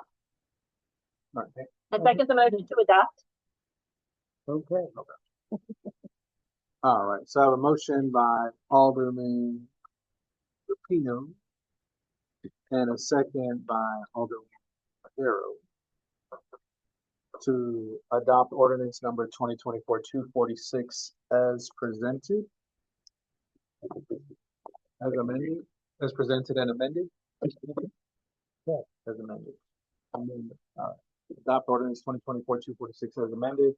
If there is no further discussion, all those in favor say aye. Aye. All right. All those opposed? You see that? Yes. Okay. Which your silence doesn't also count. As the nay. It does. Aye. Okay. All right. So it's requiring second read. Yeah, it will require. So, thank you. So I will place this on the second reading list since I have access to the website. Once it's provided to me in the copy. Which that. No problem. It was saying, It sounded like it came close to the But ordinance requires that it has a second reading. Our city ordinance So we don't requires have that all ordinances have a second reading. Thank you for the inspection, for the council with the, so we can, so that's on, clarification of whether. There wasn't any motion to waive the second reading. Based on the amount of construction going on in the city and the number of structures going up, I would motion we waive second reading. I'll second that. Mhm. Okay. So I have a motion by Alderman Tremblay and a second by Alderman Rapino to waive the second reading requirement of ordinance number 2024-246. Is there any discussion? Well, Waiving the second reading won't get this implemented any faster because we still need to impose the fee schedule. And then according to Open Meetings Act, publish a summary of this ordinance as well as the fees and fines associated with it within the That's with what I the wondered, city's newspaper whether it was public. before it actually becomes enforceable. So Well, we can waive the second reading, but it's not gonna get done. So that's my only comment. yeah, and to be real honest, I hate to waive a second reading. We're talking about potentially a $500 fine plus $100 a day. Let's start with That motion. Well, I know there's a reason why that was all adopted in the ordinance, so the second readings and posting on the website and everything else. If we expect our citizens to respect the ordinances, we should respect our citizens enough that we respect the ordinance. Alright, so that motion has been withdrawn. We will get the ordinance amended. We will get it into a second reading, and it will be on the next agenda, next regularly scheduled. meeting. It'll be on the website. Mr. Mayor, I make a motion that you also include on that agenda discussion of the fees that will be the modifications to the master fee schedule, so that we can, as soon as we have the second reading, get that published. I'll second that. So we have no future drugs. I don't think that's something that we can vote on, because it's not a part of the agenda. Well, the fee will be a part of the ordinance. If there's a master fee schedule ordinance, and if we're gonna edit that, if we're gonna modify that, amend that to include the fees associated with this, then I believe that can be a motion, at the council meeting, and then that will allow Cassandra to do the necessary steps to get it published, to get the affidavit from the newspaper stating that it was published, so that it's community enforceable. Okay. So then I have a motion by Alderman Madero and a second by, Wait, were you asking the master fee schedule? Yes. The master fee schedule is that's council for in January. All. So is that what you were asking for? Is that what you meant? The city secretary is authorized to amend the master fee schedule, and we review it once a year. Right, so my motion is that we discuss Yeah, what the okay. fees are for this particular ordinance to incorporate, because we haven't come to an agreement what the range is that we've agreed to put in there. So my Okay. motion is to discuss I that. will second that motion. so, I have a motion by Alderwoman Madero and a second by Alderman Fillinger to bring the master fee schedule onto the next regularly scheduled meeting agenda in relation to fees related to ordinance number 2024-246. That is the motion. All those in favor say aye. All right. Anything else? All right, moving right along. Discuss under possible action on number 2024-247, authorizing stop signs at the intersections of New Mathis and Silver Chalice, New Mathis and Dragonite, New Mathis and Shady Forest, New Mathis and Hickory Shadow, and Waterwood passing Grand Spring. So I brought these 4 intersections up because Southside ISD has recommended to us that they are high traffic stops, and they've also noticed that we have speeders. They've also noticed that we have people that avoid, or rather go around the school bus. So school bus drivers have now taken it upon themselves to block the entire street. So that is how those 4 selections came up. The last one would be Waterwood Pass and Grand Spring. And the reason for that one is to accommodate for the potentially new construction going up there and the increase of traffic flow in that area. That's at the very end of Waterwood. Yeah. So I recommend the motion is to pass those, but yeah. Well, first we need a motion, and then we can have discussion. Mm-hmm.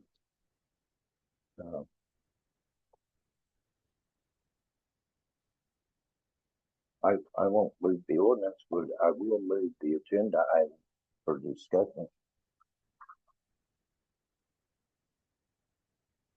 You would make a motion to approve you the ordinance? Because you want to We don't- postpone we don't- discussion of this until later, correct? No, I'll No. go ahead.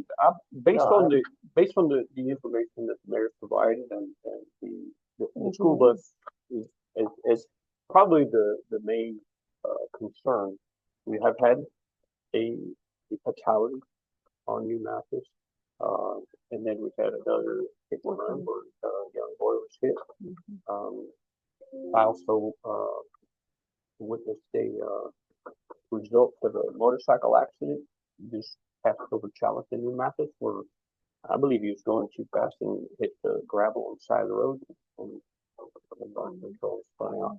So there's 3 instances of accidents, one being not fatal.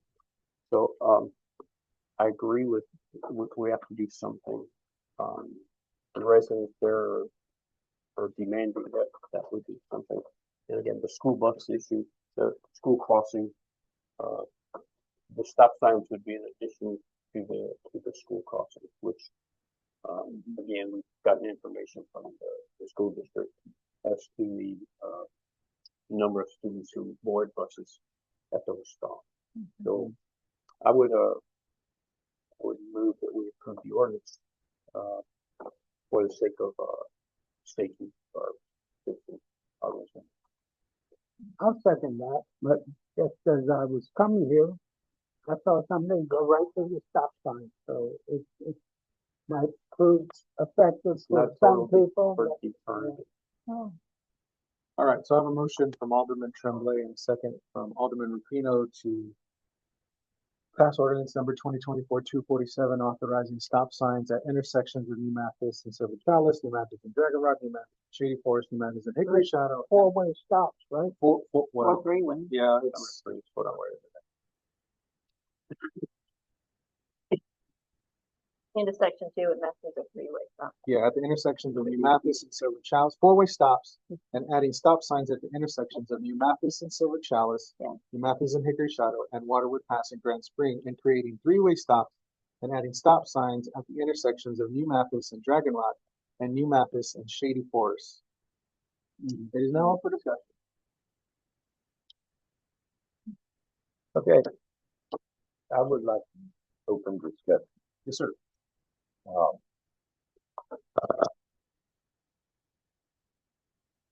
I brought this up to council before. I sent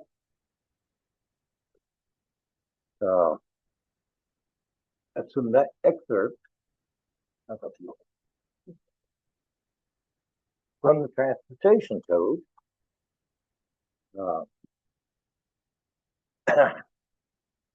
Title 7 Vehicles and Traffic, Subtitle C Rules of the Road, Chapter 544 Traffic, Signs, Signals, and Marking. Section 544 of the Transportation Code says that TxDOT, or the Texas Transportation Commission, shall adopt a manual specification for uniform system of traffic control devices consistent with this chapter, blah, blah, blah. So the Texas Transportation Commission adopted the Texas Manual on Uniform Traffic Control Devices. Okay. Introduction to the, and that's like a 950-page document, which is why extra. I didn't think we wanted to go through the whole thing. But introduction is standard, highlighted traffic control devices shall be defined as all signs, signals, markings, and other devices used to regulate, warn, or guide traffic placed on, over, or adjacent to a street, highway, pedestrian facility, blah, blah, blah, open to public travel. Okay, so if a street, bikeway, whatever is open to public travel, it's under the jurisdiction of the Manual on Uniform Traffic Control. And we have the authority, we have jurisdiction over the streets in San Diego. Okay, going on down to O2, section 25.1 shall be recognized Texas standard for all traffic control devices installed any street, highway, bikeway open to public traffic. All right.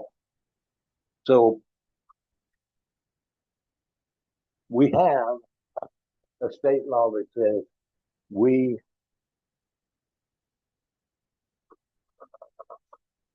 have the authority to regulate streets in our city. Okay. But when we do that, it has to comply with the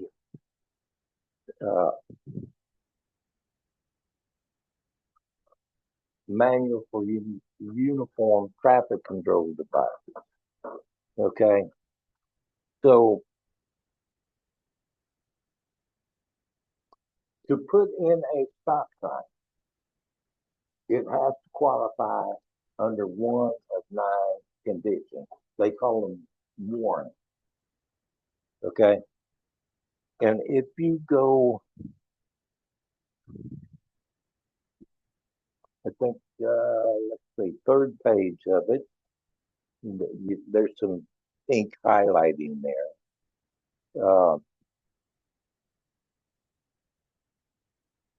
We don't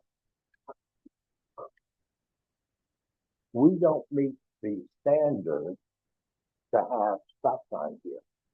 It doesn't. Now, I'm not saying don't put them in. I'm saying the council needs to be aware that we don't meet the standards for stop signs according to the warrant for installing stop signs.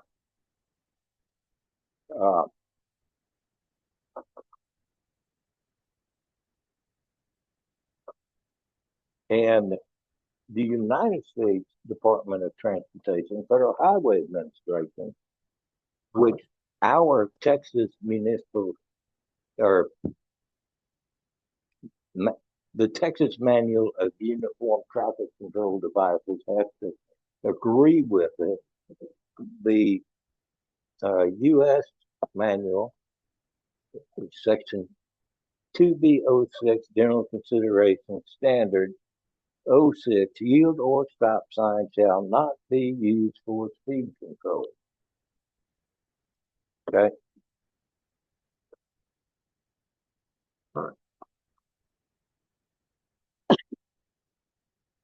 The numbers say a stop sign will reduce speed for 100 feet. Past 100 feet, if they were doing 40 coming into the stop sign, in 100 feet they're doing 40 miles an hour. If they were doing 50 coming in, 100 feet they're doing 50 again.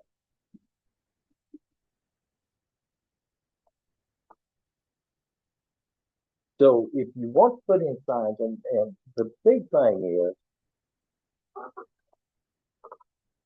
is, when you have a stop sign, people pull up and stop.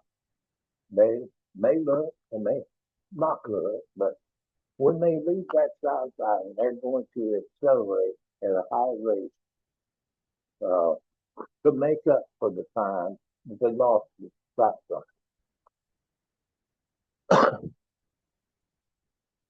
Stop signs are just not designed for speed control. And that's basically what we're talking about. The guy with the motorcycle, if he had a stop sign, he wouldn't have slid out on gravel because he'd been going slow. But again, we're applying a stop sign to slow down traffic. And the numbers over and over and over again, all research I've looked at says stop signs do not work to control speed. Okay. Then you get the condition where we're gonna put one at New Matthews Road, and we're gonna put one at New Matthews and Skeeler. Well, there's a pretty open view there, so I'm probably not gonna stop at Skeeler. I'm gonna look both ways and just slide right on through. There's not one on Stevens, sir. Well, wherever we put. Okay. All right. So So it is of your opinion, well, per your document, that we are not authorized to do this. that's how I look at it. Okay.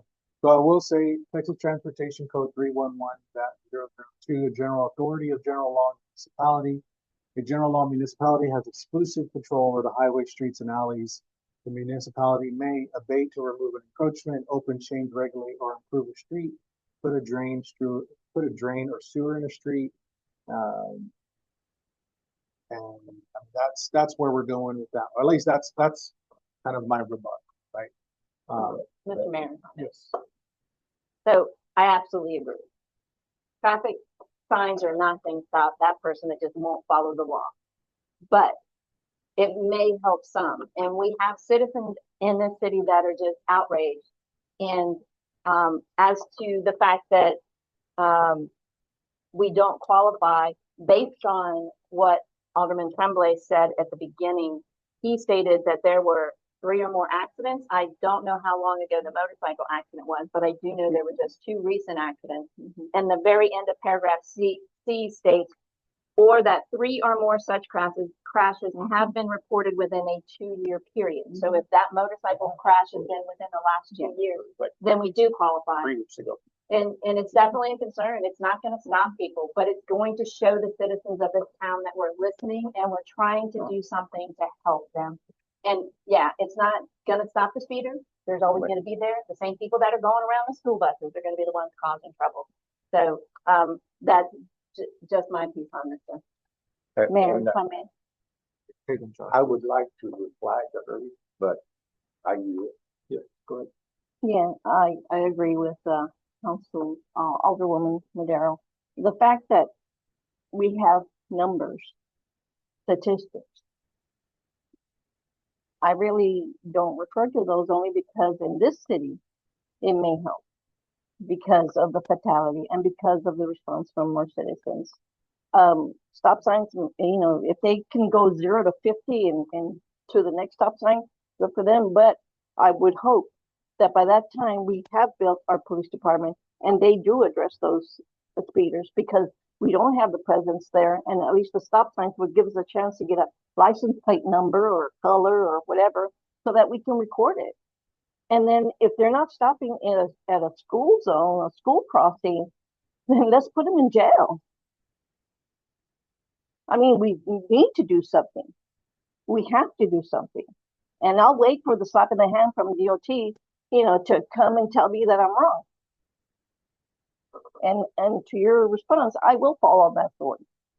When we were talking to the engineer, I'll defend it all day long. It may not stop those people that go through stop signs every time, but it gives them pause. And then they stop some of it. And citations. And it may be that one time when somebody runs out in front of them and they don't hit them. So you never know. So, I mean, I know that the child that got hit, the 14-year-old child that got hit, I think it matters to them. Now, Yes, sir. not disagreeing, but to answer your 3 accidents in a 5-year period. Okay, or what, 3 and 3 and 2 3 years. or more such crashes have been reported within a 2-year period. Okay. Where did those crashes happen? The lady was killed at a place we're not putting a stop sign. The motorcycle wiped out at a place we're not putting a stop sign.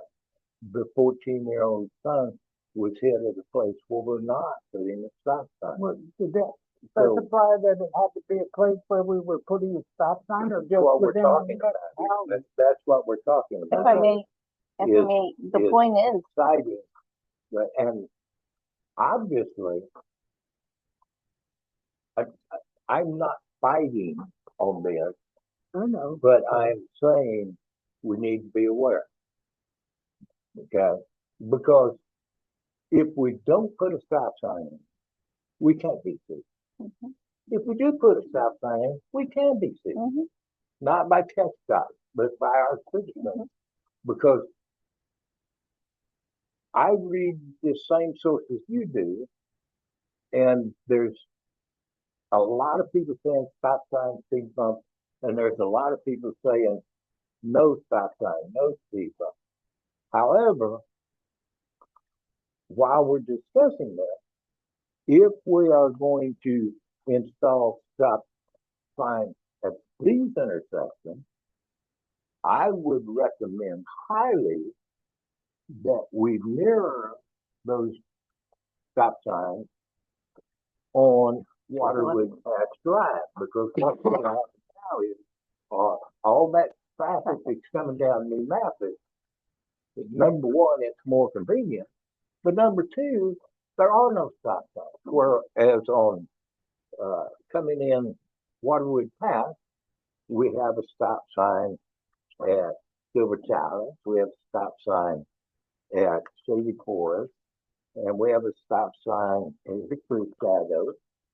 So what's going to happen when you put the stop signs on New Memphis is you're just going to route the traffic over to Waterwood Path. Therefore, potentially,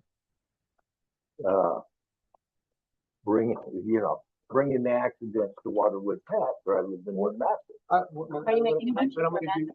Hold on, man. No, I'm saying we should take it under I'm gonna consideration. give Grace an opportunity to talk, but at the same time, I will say that it's been stated multiple times in these meetings that Waterwood Pass traffic is already being, Waterwood Path traffic is being diverted to New Mathis because there's multiple stop signs on Waterwood Path.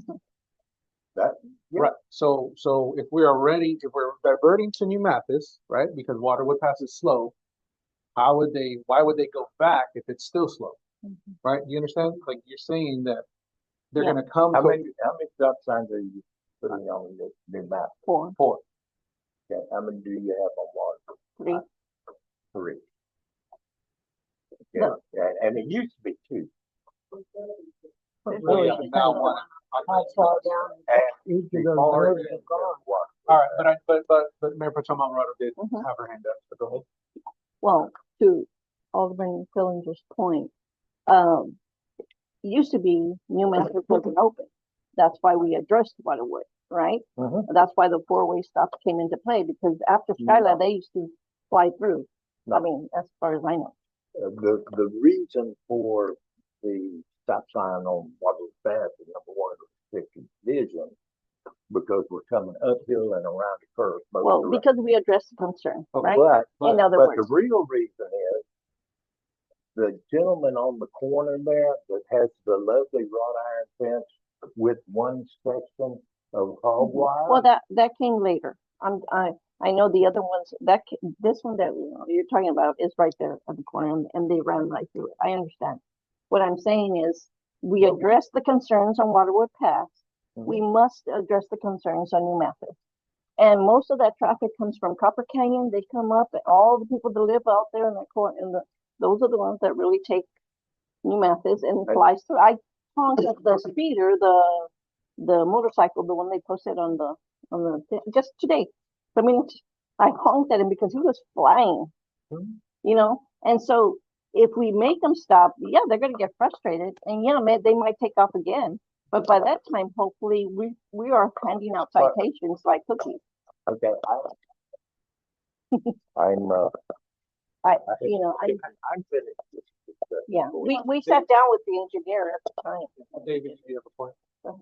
If you could just reread the portion what you read about the regular authority, then I would our city trying to chime in as to what our Liability. liability would be if we move forward with this based on what the mayor has read. Well, I will say I sent her this information and she agreed that authority. And I don't want to put words in your mouth, but we did have that conversation based off of the stops that I had mentioned and the 2 links that I provided.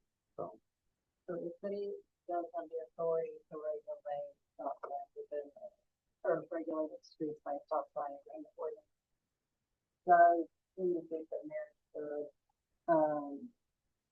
install a stop sign in the form of a text panel, people, other people, like, as long as the council determines that stop signs are used the safety and welfare of the public, they conform with the manual, or they're finding that the stop signs do conform with the manual by the council, then the council has the authority to install. If I may. And I believe that's our point. Our liability is hopefully protected by that because we're stating that it's for public safety for the inhabitants. City, Mhm. given well, I mean, the engineer, He drove through it, yeah. He said he would, remember? yeah, but he also said he would recommend that, he didn't, if I'm not mistaken, he didn't want to give his own. He's okay. He said, yeah, we need to run it by our city Yeah, attorney. he said If run the it by your attorney city says- attorney, Yes. run it by the council. That's what he said. Well, we have a motion on the floor, and if there's no more discussion, I will put it up for a vote. All of those in favor say aye. Aye. All those opposed. All right, well, let's get started. So can you summarize what we just passed? Yes, all right, so the motion was by Alderman Tremblay and a second by Alderman Pino.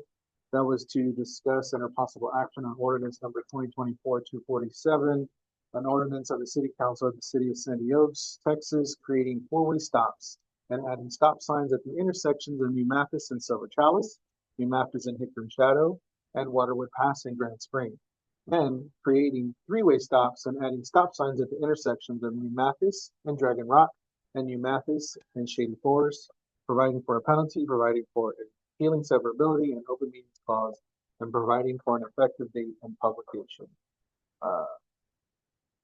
Effective date will be Wednesday, right? Is when we'll start installation, the 17th. Mr. Mayor, I make a motion that we waive the second reading on this for public Okay. safety and And this is safety, so we don't need a second meeting. I don't agree. Are you not sure? we can raise, that's one of the reasons why we can make an exception. We don't need That's an what the first one is. because it's We don't need a safety. motion to do that.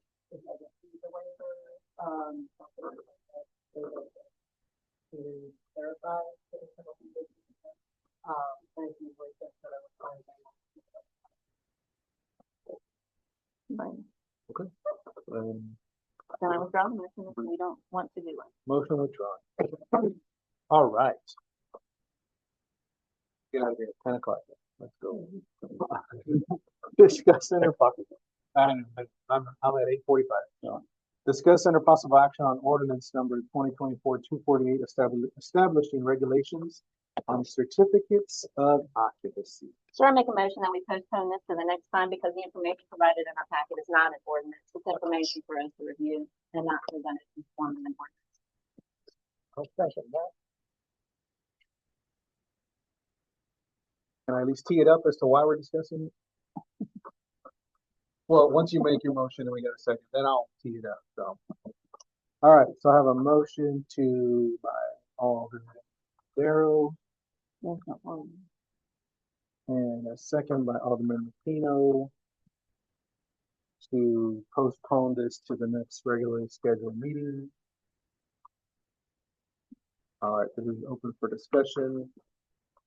I will say the reason why we're discussing is because Bear County Fire Marshal is still giving inspections within the city, but they are no longer issuing certificates of occupancy. So just keep that on your mind. All right, all those in favor say aye. Postponing. All those opposed. All right, moving right along. All right, discuss and or possible action on a hazardous road condition on Waterwood Pass Drive. Alderman Tremblay and Alderman Fillinger.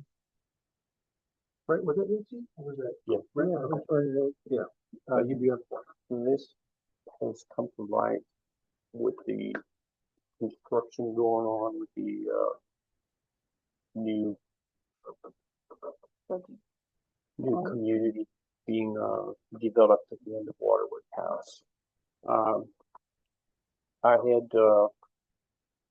someone tell me they had to drive through there one day when we were getting this, that there was mud and dirt on the street coming down, half a mile so in the road. I drove up there and yeah, it's terrible. Actually spoke with Priscilla about it. She had talked to the foreman up here. I suggested they put riprap rocks there to prevent all the mud from their tires when they're coming out of there. It knocks everything off of their tires. I've been up there. I went up there again a couple of days ago, and they did put some rocks down, but they're small rocks. They're not large enough to really do anything. So if we get some more rain and they keep falling, we have an alderman who lives right there. I would not be very happy if I lived there and had to drive through that every day and get all that stuff on the side of my car. I would be very upset. So I would I think they tried to address it. They just didn't put the right material down there to knock that stuff off of the tires. I'm sure they've done construction in other areas where it was required. I know if you do work on a government installation, that's a requirement. You know, you have dragging that stuff all over the street. That has to be part of the plan to mitigate. Right, and unfortunately, we don't have a work plan with them or a statement of work with them. I know it was brought up last meeting. I think you said you knew who the developer was. Do you know him on a personal matter? Do you know who he is? Have you spoken to him? Or it's a her. Yeah. Have you spoken to him? I've spoken to him on occasion, and in fact, I found his contact information in the to communicate to Centerpoint Energy. So I think I have a phone number. What I was wanting to do was maybe take this a step further, send them an official letter from the city, maybe from the or to the attorney, and address just the condition they're leaving our road in. It's a hazard when it rains. It's slippery. It's dusty when it dries, and it damages the street. So it needs to be addressed officially by the city. I think they did a couple mailboxes too, but I'm not sure. I've seen a couple bent, but I'm just I would open for discussion as to what suggestions as to what we can do to remedy the situation. Well, now that you teed it up, let's make a motion to discuss that. To remedy the situation. Well, That's your motion. Okay. I would open for motion to open for discussion and remedy. Okay, I got a motion from Alderman Tremblay and a second from Rapino to discuss and remedy hazardous road condition on Waterwood Pass. Charles, did you have something? Well, I'm just gonna say they need to be made aware of the fact that they are damaging our streets by their action, and that's actually once they're told, and if they continue, that's malicious mischief, and we can ticket every driver and every supervisor on the side. Well, you can ticket the driver and the vehicle owner that's involved with that. If we really want to get snippy, we can charge them this littering. Are those things you can enforce?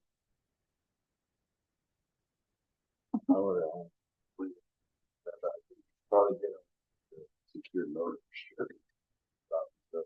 Unsecured loads on the working. Well, This is stuff that's on the tire. it's stuff off the tires that they're dragging out into the street.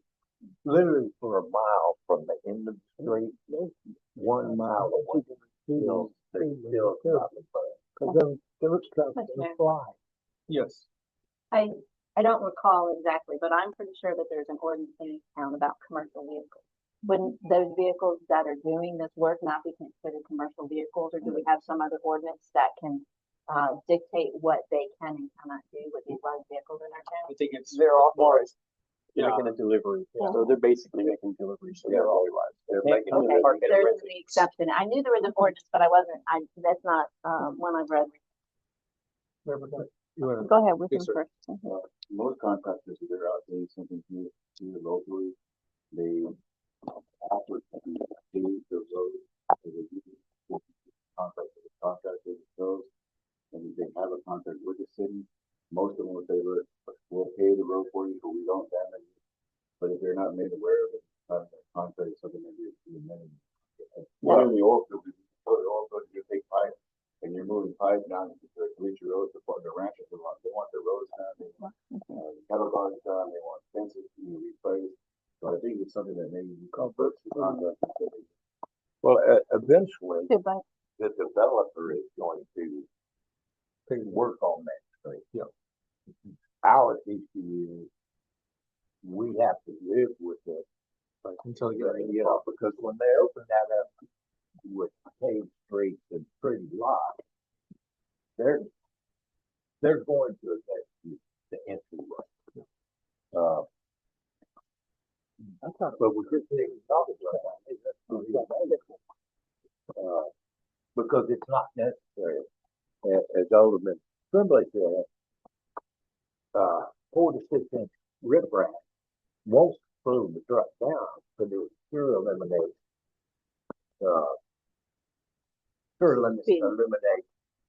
dragging that mud out into the creek. Well, look, let me do this. I'm sorry. You had a point. To his point that, just to be clear, we opened up the entrance for them, but we had no contact with them.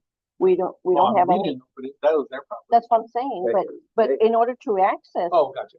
they coming off of Waterwood Path, so we didn't address that initially, where we could have said any damages or anything, prior to. We can't address that because it's a public roadway. Yeah. They're But- delivering. So they're why didn't they have delivering access ground. before? Why didn't they have access before? They've always had access. So they just started doing it because the builder said, open it up, we need to go down Waterwood? The developer that's developed the property.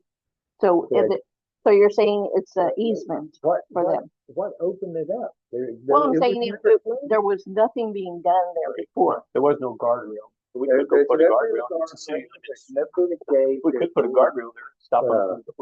Ever since I've lived here, people have been four-wheeling, motorcycling, and a four-wheel drive back here. But the point was that when we heard that we could annex them, Are we still working on that? So, okay, so look, that actually brings up a good point. I'm I'm past due a conversation with them and the city of San Antonio about that annex. So let me just go ahead and try to make contact with them, let them know the dissatisfaction with the contractors that are delivering, especially on rainy days. And let's see what we can come to the table with. That's what we need to discuss. that's the point. So, And with that, I say, let the mayor handle it. We could talk about it again next month. Mhm. okay, so then we will postpone till next month. Mm. Postpone, how about a motion that we allow the mayor to make contact with the developer and provide us an update with what their resolve is with the damage to the road. Yeah, you can have negotiations and maybe mitigate some of that damage or. Yeah, authorize me to negotiate. I will authorize, the motion to authorize the mayor and correspond with the developer and Mhm. possibly, some resolve on the issue of their contractors damaging. And Also, I have a motion from Alderman Tremblay, and Pro Tem Alvarado to have the mayor authorized to correspond with the developer to discuss the damaging of the streets and littering, dirt being transposed from their tires to the streets. Relatively speaking, a little riprap thing they put there is not a medical. we know it. the noise. keeps me up. All right, Right behind mine. That's any- all that. any discussion on that motion? All right, all those in favor say aye. Aye. All right, I will get you. Okay. All right, it is now 8:55. And I'm not approved. Okay, Alderman Bellinger has stepped away. All right. Next item. Are you leaving all? Oh, you're He's leaving all. leaving. Oh, Okay.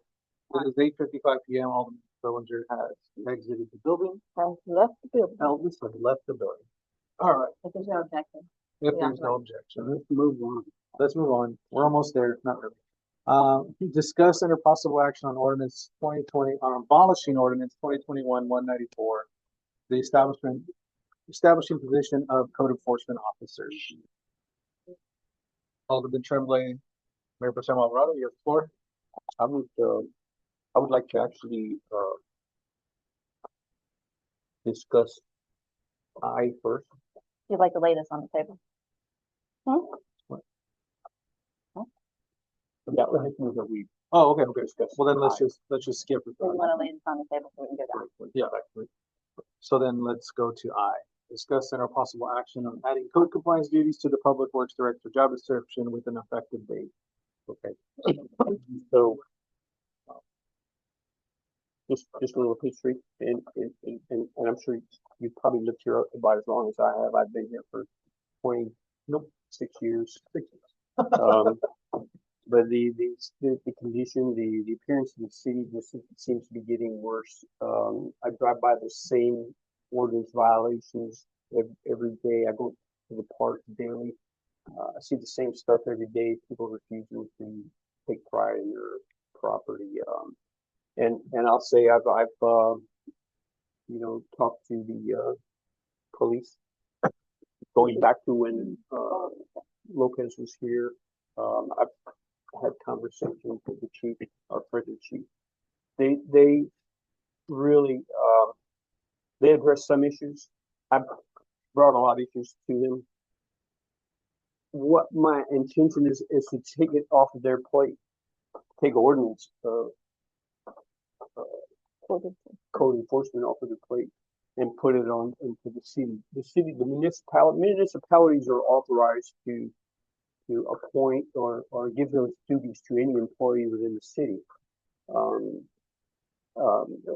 There is a specific code that addresses in local government code 54.001, 54.005.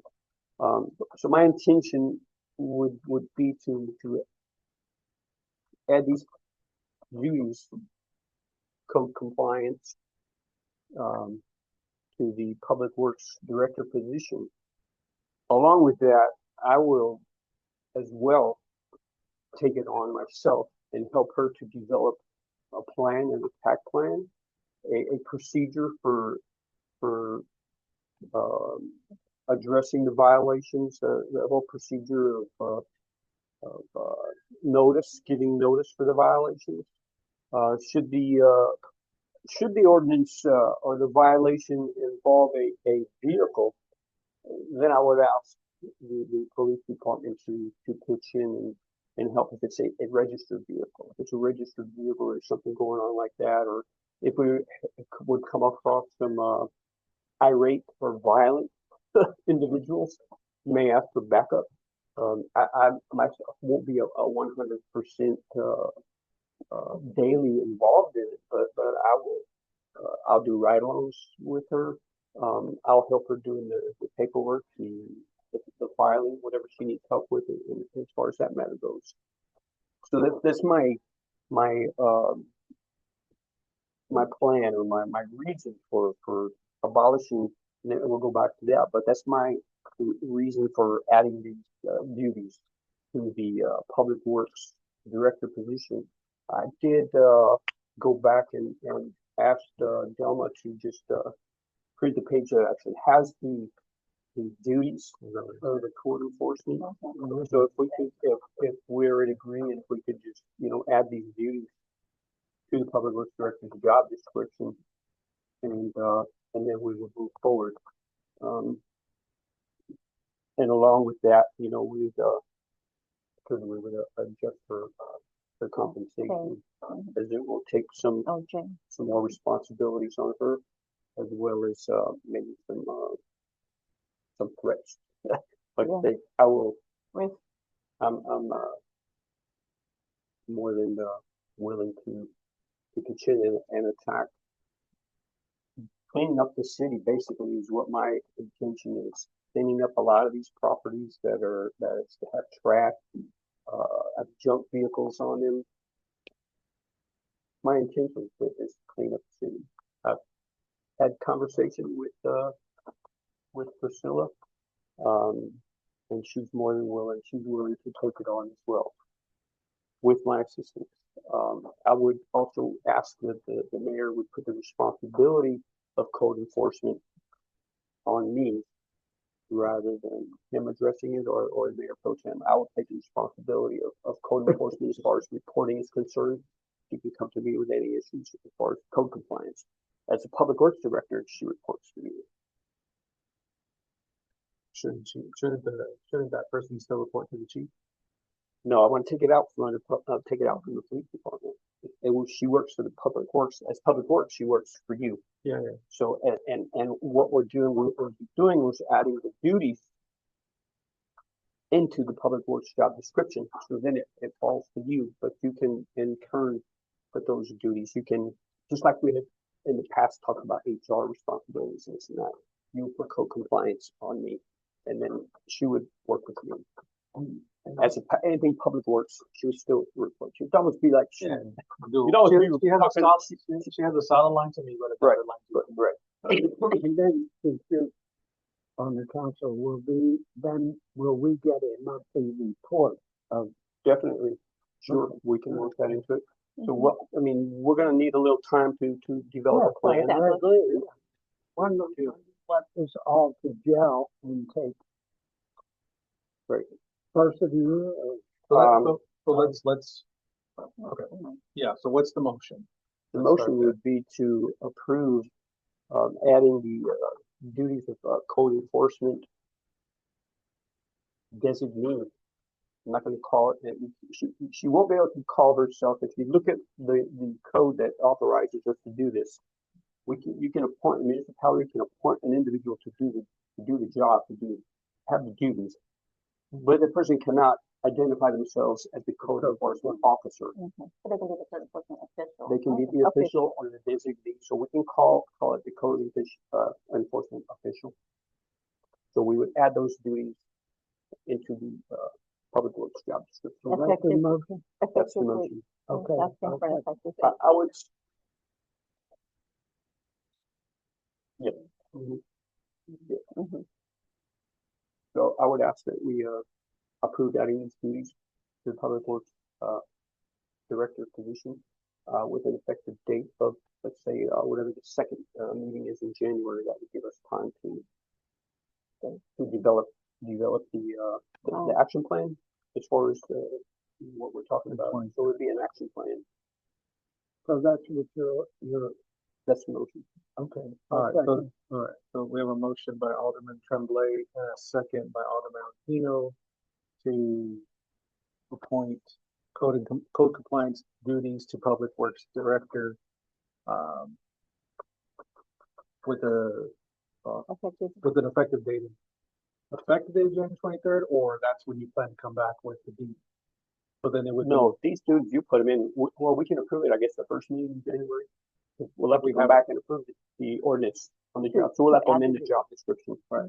So if you can amend the job description and put the ordinance that establishes the public works director position. If you can, Okay, so then we would amend the Public Works ordinance to reflect include these duties listed here. Correct. Okay, by January 23rd. No, well, let's do it by the first meeting in January. meeting. Can you do that? I January know it's the holiday. That would be January 9th. January 9th. Can you take that on? You want me to? Yeah, I'll send you everything that I need. I'll give you the ordinance in an editable format. Well, that's, you Can can, we just add Cassandra? The to it? attorney.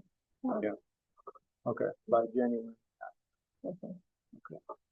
All right, so that's the motion. Up for discussion.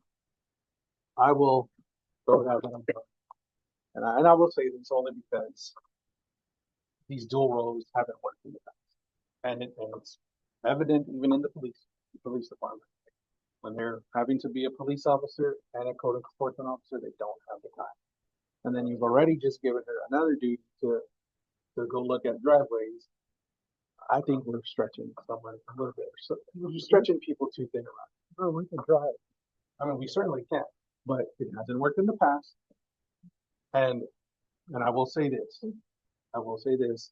I've approached our public works director previously. Now, granted, that position was different. I said, do it full time because we need it, right? We need a full time. She's very clearly told me no, very clearly. And so I think by giving her extra duties, even if you money whip her, I don't think it's a good idea. Well, but I'm gonna pitch in and help with it. So, Yes, I mean, And I understand your concern because, you know, we've had conflicts before, but I honestly feel that she's very capable, and if she has our support, and even I would help her if she needed to do anything else right along, if you weren't available, I would help. Because it's something that we need. I mean, you know, we drive through our city daily and we see these things that aren't being addressed. And she can only do so much as Public Works. She loves her job as Public Works, and she didn't want to give that up when you addressed her being code compliance officer.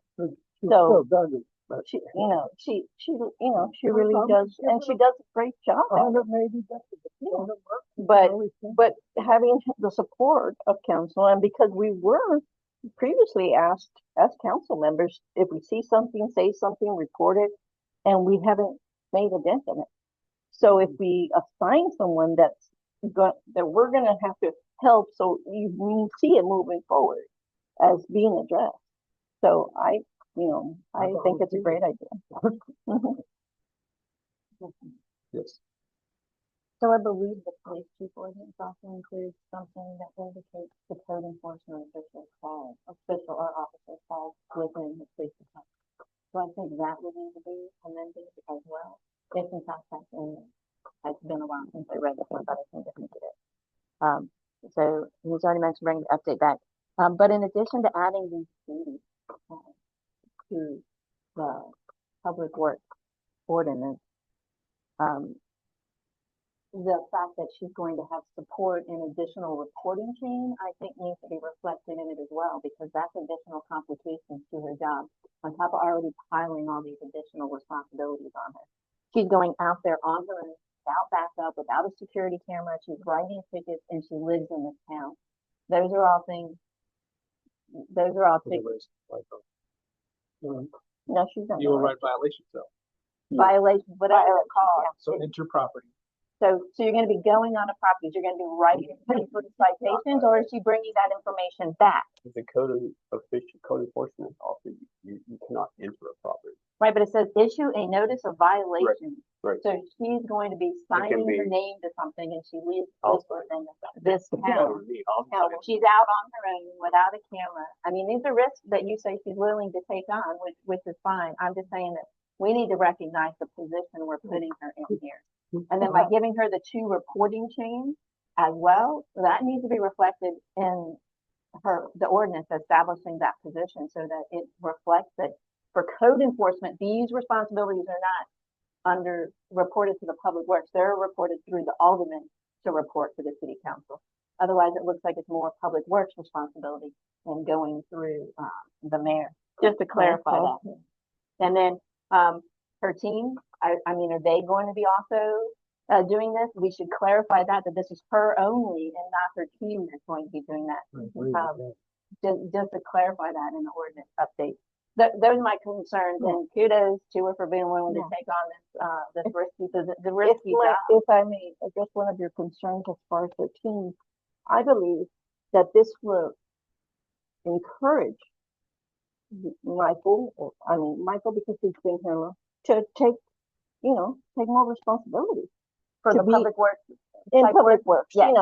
encourage him to do more, not just rely on I'm her not as the questioning head. that, I'm just saying I'm that. just saying, it needs to be you asked clearly laid about out that the code enforcement you asked- only applies to You her. asked about the team, Only and I applies to her. understand. Correct. She's our eyes and ears out there, regardless. And it would fall on the police department to also step up and have some backup for her. Sure. Like I It said, wouldn't just be her. So why not, I mean, look, I do agree. So why not make a soft transition to a full-time code enforcement where she reports directly to the police?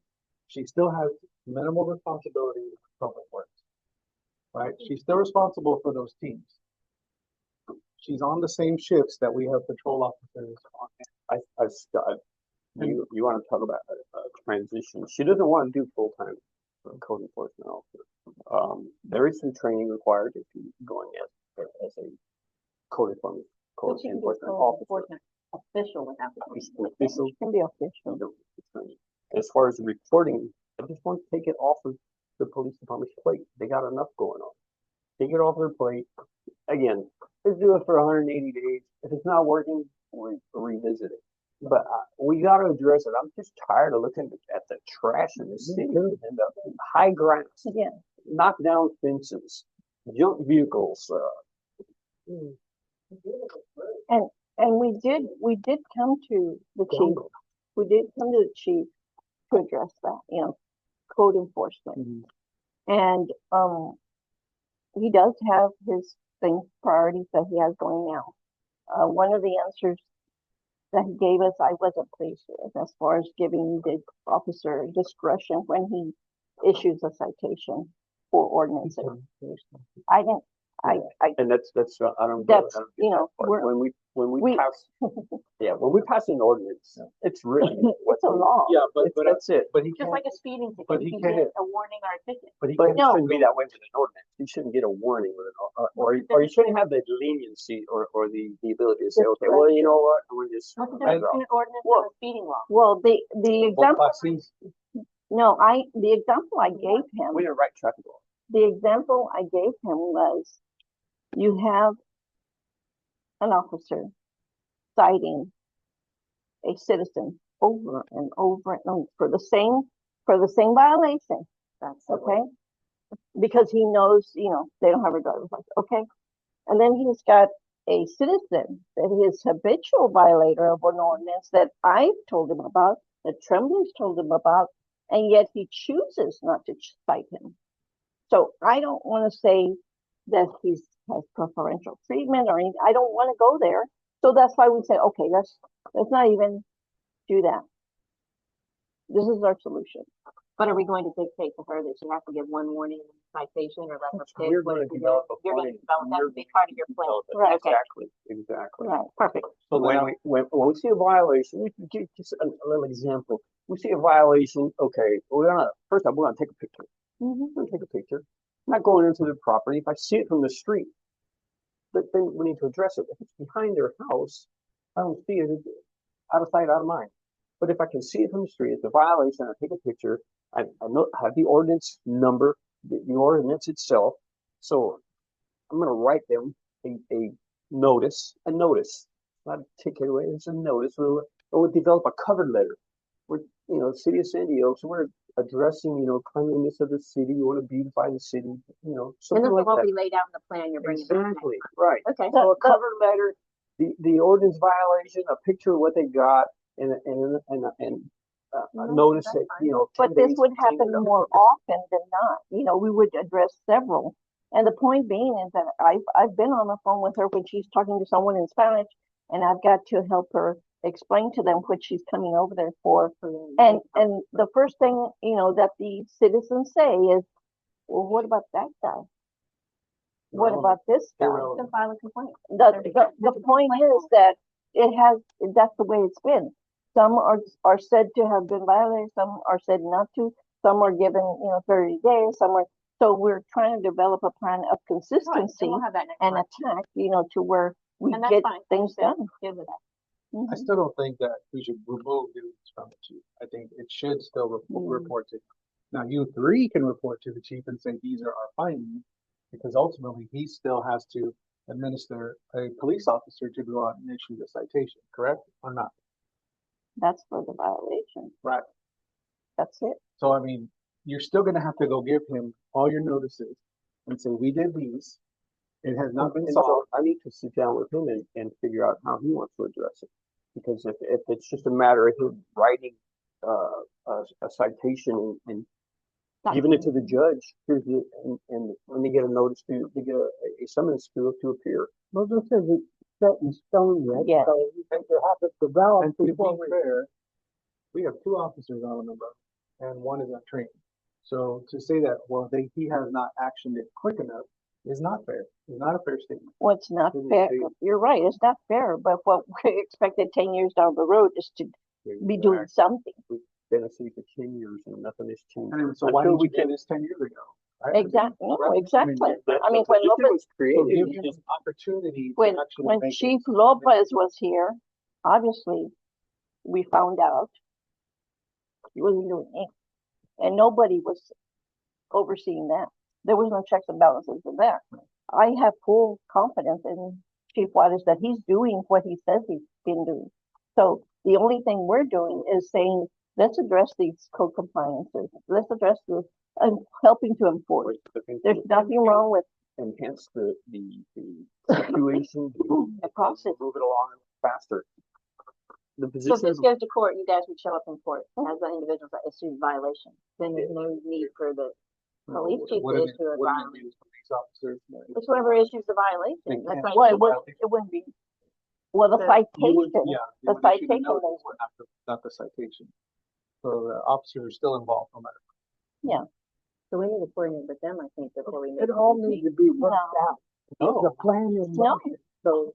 no, because he has a, I don't know if necessarily you would have to touch with the city ordinance. right. So it would just be somebody that's enforcing that's it. It's been in my We're all experience, doing stuff you know, like that. it's been in my experience that a female is less to be getting in trouble because everybody has a mother. In a small town, you're gonna be more likely not to give as much like, resistance as a male officer who is in uniform coming up there and saying, you gotta touch your job. You know, it's better, it's not, I'm not saying it's better, but it's easier to communicate with somebody who is from here to say, hey, you know, John, whatever, you know, we're giving you warnings here, it is out, you know, we're at a point where we're gonna give you a citation for this, you just need to show up in court, so it's basically just a summons. It's not saying that they're guilty, they're saying, hey, you need to show up in court, because there is fine, for bringing it to the judge. And that's what it says here. It says issue a notice of violation on behalf of the city. And there's a bunch of information in number 5 in that same paragraph. These states a statement that if the situation is not brought into compliance within the period of time specified, a complaint will be filed in municipal court. So why wouldn't that be the individual that issues the violation that's filing that complaint in court and then showing up in court and testifying against that defendant? If the defendant comes up and says, I didn't do this, the person that took the pictures and issued the violation is going to have to be the one going to court. This is an additional duty that she's going to have to do is go to court. She's the one with the evidence. She's the one that saw the violation. She's the one that was there. It's in the course of the day. I'm there at court. Okay, but I'm just saying, there's no need to involve the police. Is what the way I read this. For that point, yes, but for a citation to, is that correct, Judge? They have to have a citation. A notice of violation is all it takes. And State it refers them that if it's not resolved within a specified time, they have to go to court. So what else needs to be issued? Can we ask the attorney? Without anybody having to hear, so. That it would be a small violation. Is there, so the question that the Alderwoman is asking is there an additional citation the police department has to issue, or is this issue of notice of violation Enough. sufficient? That would be what will come to court. This notice of violation. So there's no need to. So we don't need a citation. It's even better. To bring them to court.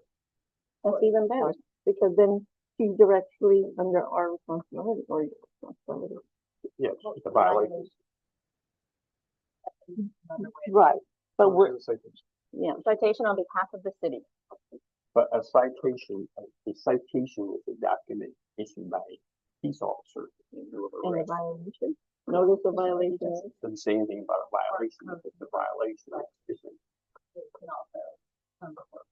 So it would be a Code compliance violation is a violation of the ordinance, so that would be a citation, but not through the department? That's what I meant.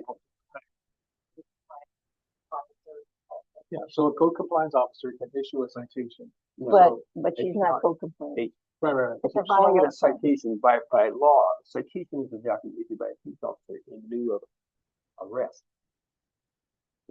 Right, citation. And Steve, the citation is basically just a summons and show up in court. So it's a If you're summons. alleged of a speeding violation, you're alleged of something. So she So can't issue. it's a promise to appear. She's not She's issuing a notice of violation on behalf of the city. Right, it's a notice of violation. And the fifth item on that notice of violation is that if it's not resolved, they have to go to court.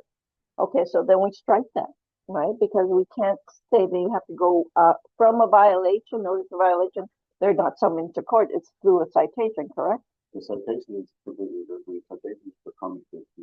But basically say you're gonna appear for the alleged offense of whatever it is. So that's different from a code enforcement. A code enforcement is a city ordinance provided by the city given to the official to go and execute.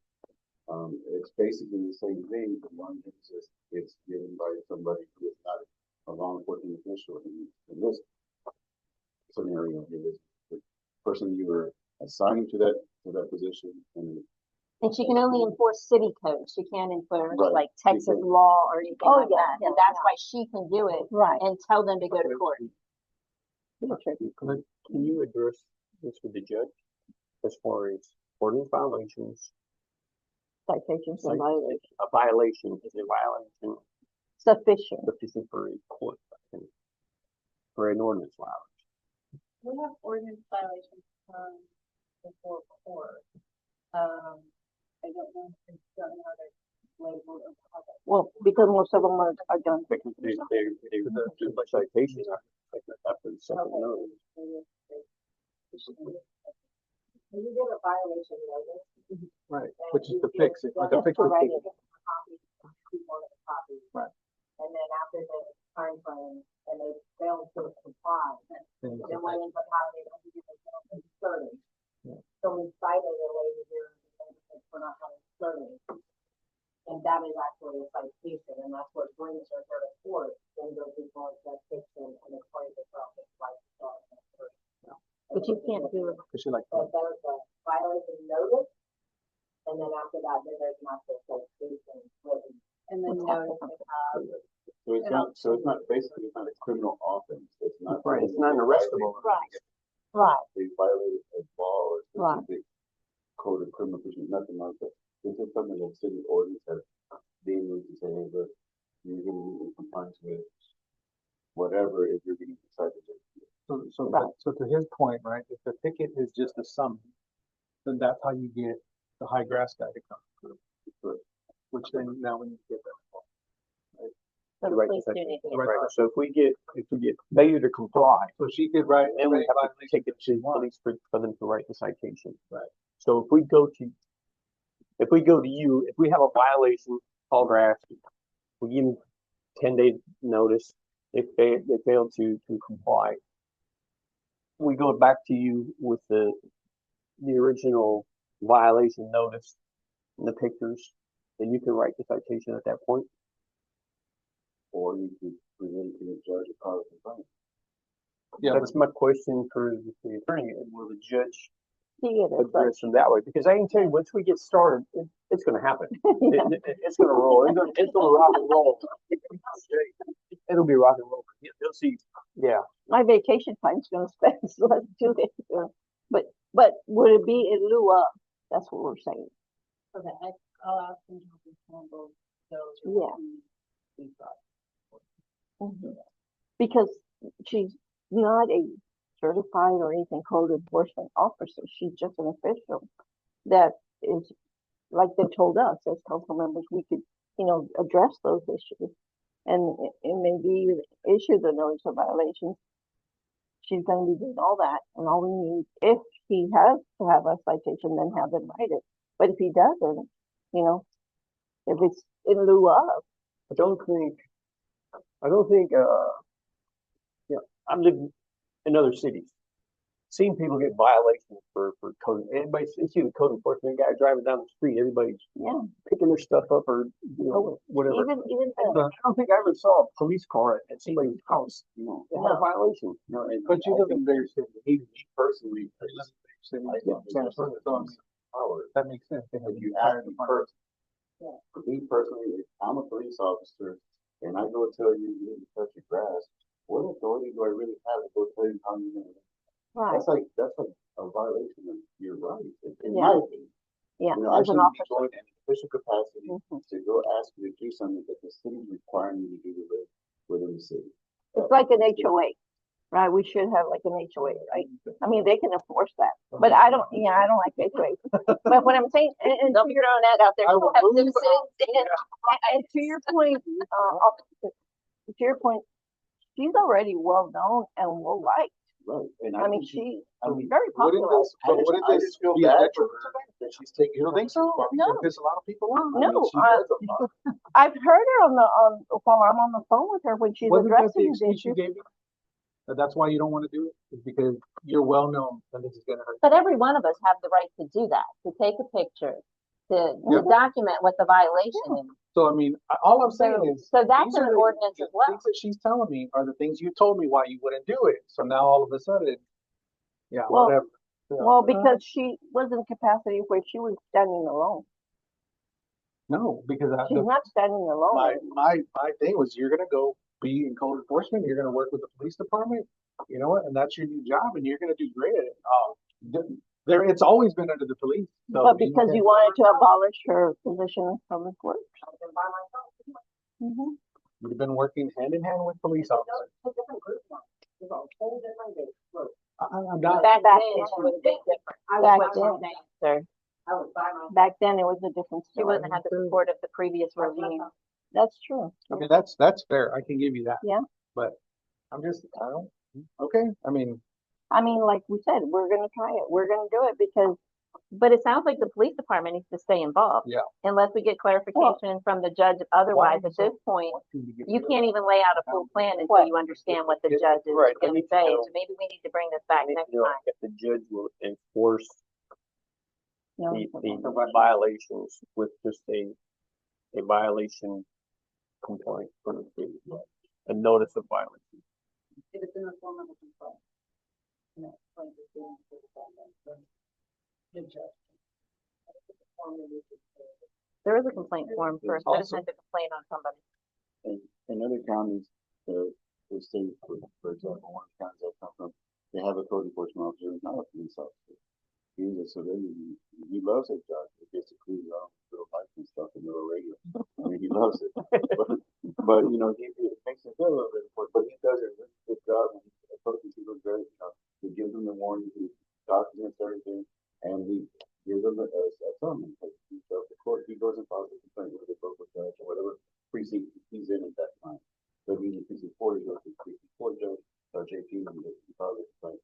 And here's all my pictures, here's all my warnings that I've given him. This is the third time. And then the judge will probably give it 10 days or 20 days, 30 days to comply, whatever they call it. And they still don't comply, and they keep on taking it over. There's another issue. That company, whatever, that secret group police officers that go out and some of the Texas people that make their life hell when they don't cut your grass. There you go. Secret police. They got power. They got power.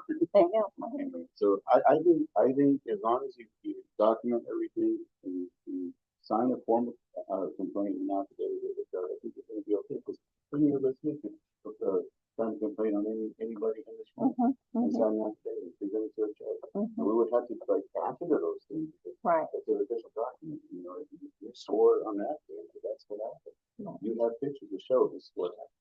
I think she's gonna be overworked personally, but she does a great job here. She's like, I mean, she does everything for us for sure in our department. I mean, I'm sorry, So, you may have to start doing some of that yourself. But, is she gonna be working? Yeah, 110%. So I think the other guys are gonna see that she's working 10 times as hard to pick up the slack. I would hope so, because she has a great team. So, I mean, I just hope she's. You know, and we gotta address it, and we gotta, take small bites, and I mean, yeah, I would hope. Well, like it's probation, right? So let's see, let's do it first without the money. Once you're doing a good job, then we'll pay you. Without the what? Without the money. Right? Do you work for free?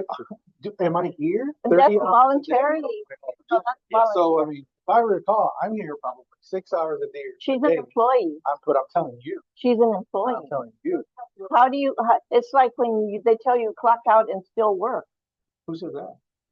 That's the same That's- premise. That's the same premise.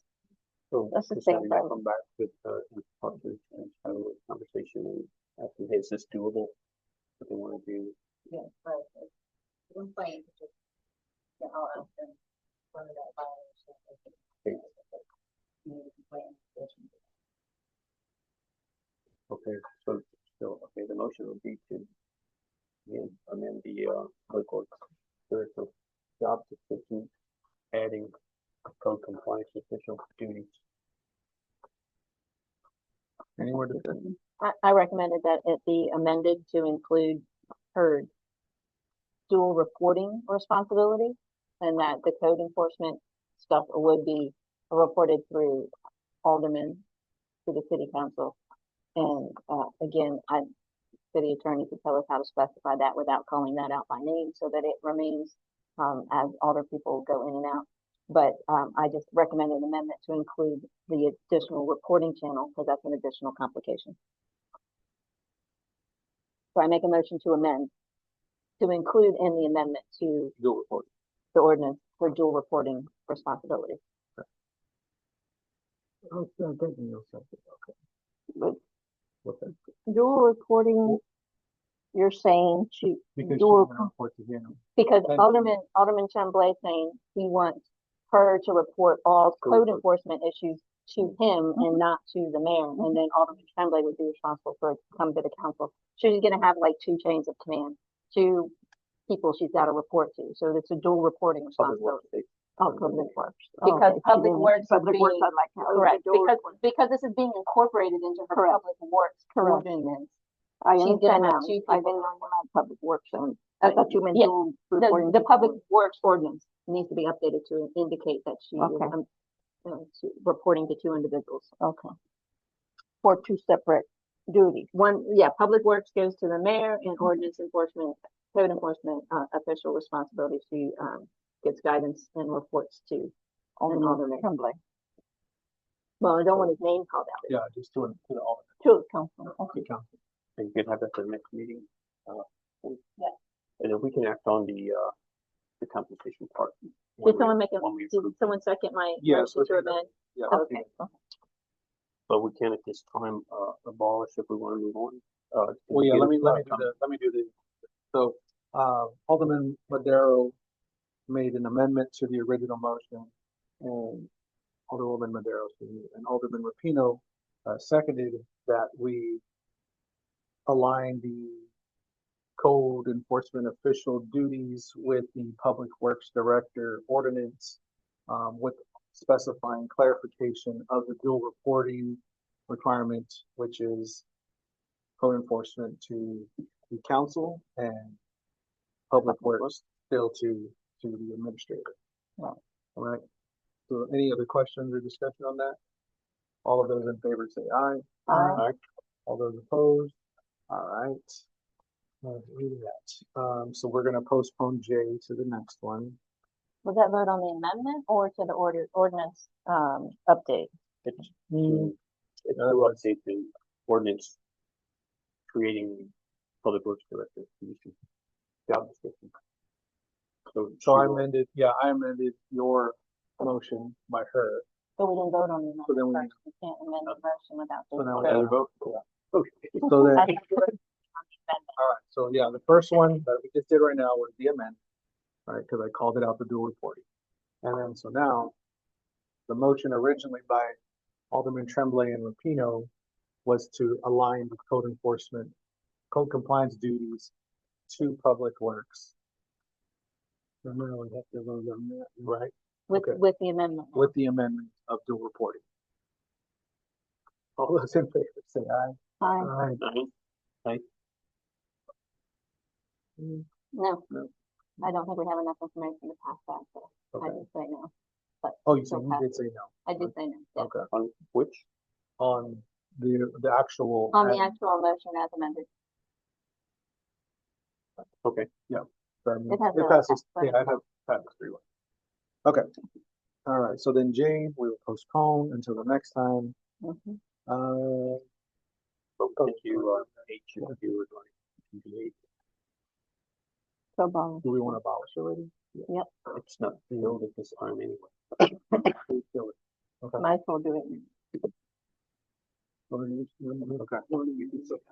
I make a motion to abolish ordinance 2021-94. You made the motion? Yes, sir. We're not there yet. What I was saying. Okay, cool. It's on the agenda. Discuss under possible action on abolishing ordinance 2021-194, establishing position of code enforcement officer. Sir, I make a motion that we abolish the ordinance 2021-194, establishing the position of code enforcement officer. No second. Sir, even though we don't have the other one amended at this time, or the fact that we've not had this position filled, I don't think we have since it was passed. I see no point in keeping an ordinance that we're not going to enforce on the books. Agree. Okay. That's my only comment. All right, so we have a motion by Alderwoman Madero and Mayor Pro Tem Alvarado to abolish ordinance 2021-194. There is no further discussion. All those in favor say aye. Aye. All right, all those opposed, nobody, so we will move on. On the actual. Okay. All right, we're almost done, but remember we skipped police, so let's go to 9F. It is now 9:37. 9F, executive session to deliberate the hiring of a patrol sergeant and related matters pursuant to Texas Open Meetings Act, Chapter 551 of the Texas Government Code, Section 551.074, personnel matters. The time is now 9:37. We are in executive session.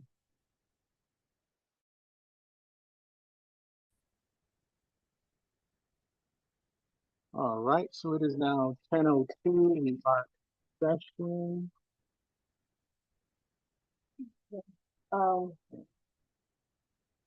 Where are we at? 9F?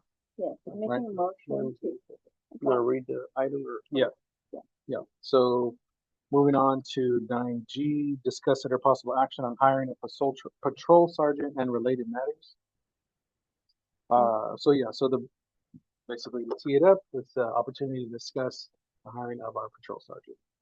And I make a motion that we disapprove the hiring of patrol sergeant and related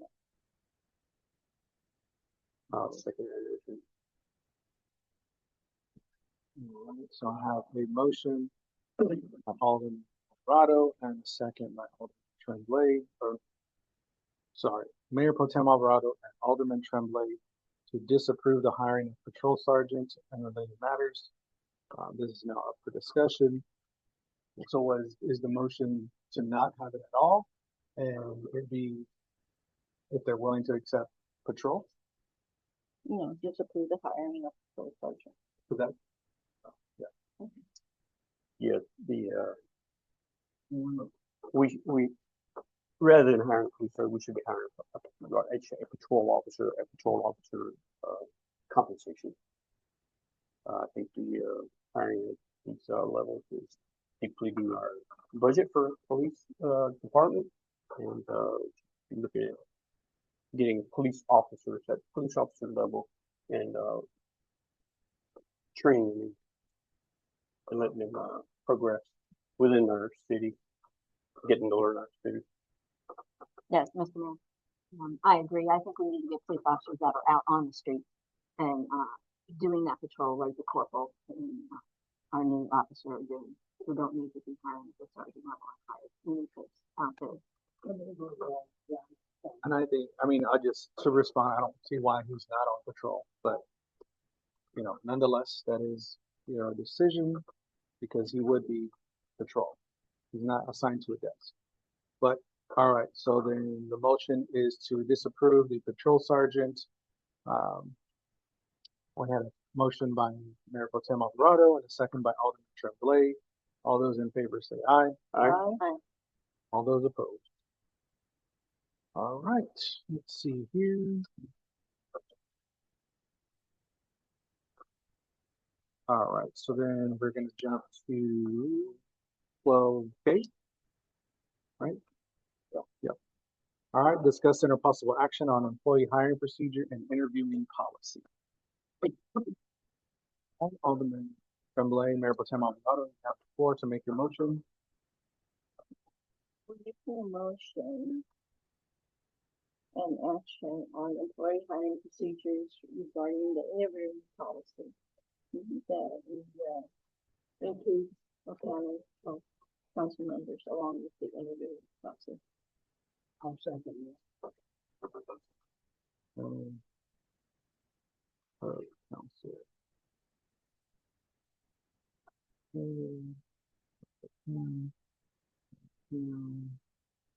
All right, this is open for discussion. I will say that the interviewing process does consist of the administrator, and in this case, or let's call it the police department, it does include obviously the police chief. So there's already an independent party within the process. I think adding two more councilmen is a little bit extra. If I may. Yes, ma'am. We're talking about employee hiring, that's across the board. Sure. Board. Yeah, So the administrator no longer has the ability to hire. the mayor is, the mayor / administrator should always sit on the panel, interview panel, as well as the department head, whether it be Correct.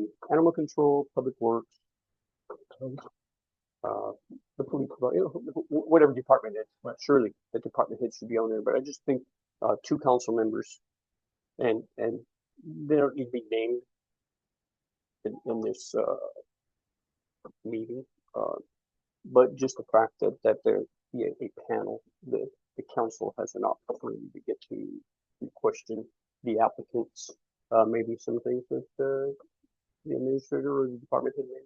It's just has more input from the council itself, gives us an opportunity to know something about people we're considering hiring. Whereas when we get it on the agenda to approve hiring a position, we know nothing about that person, probably never seen them. It just gives us an opportunity to introduce ourselves and learn something about them. So that's my intention. I agree that we do need a council member there. I just don't think we need two because it's going to cause a stalemate.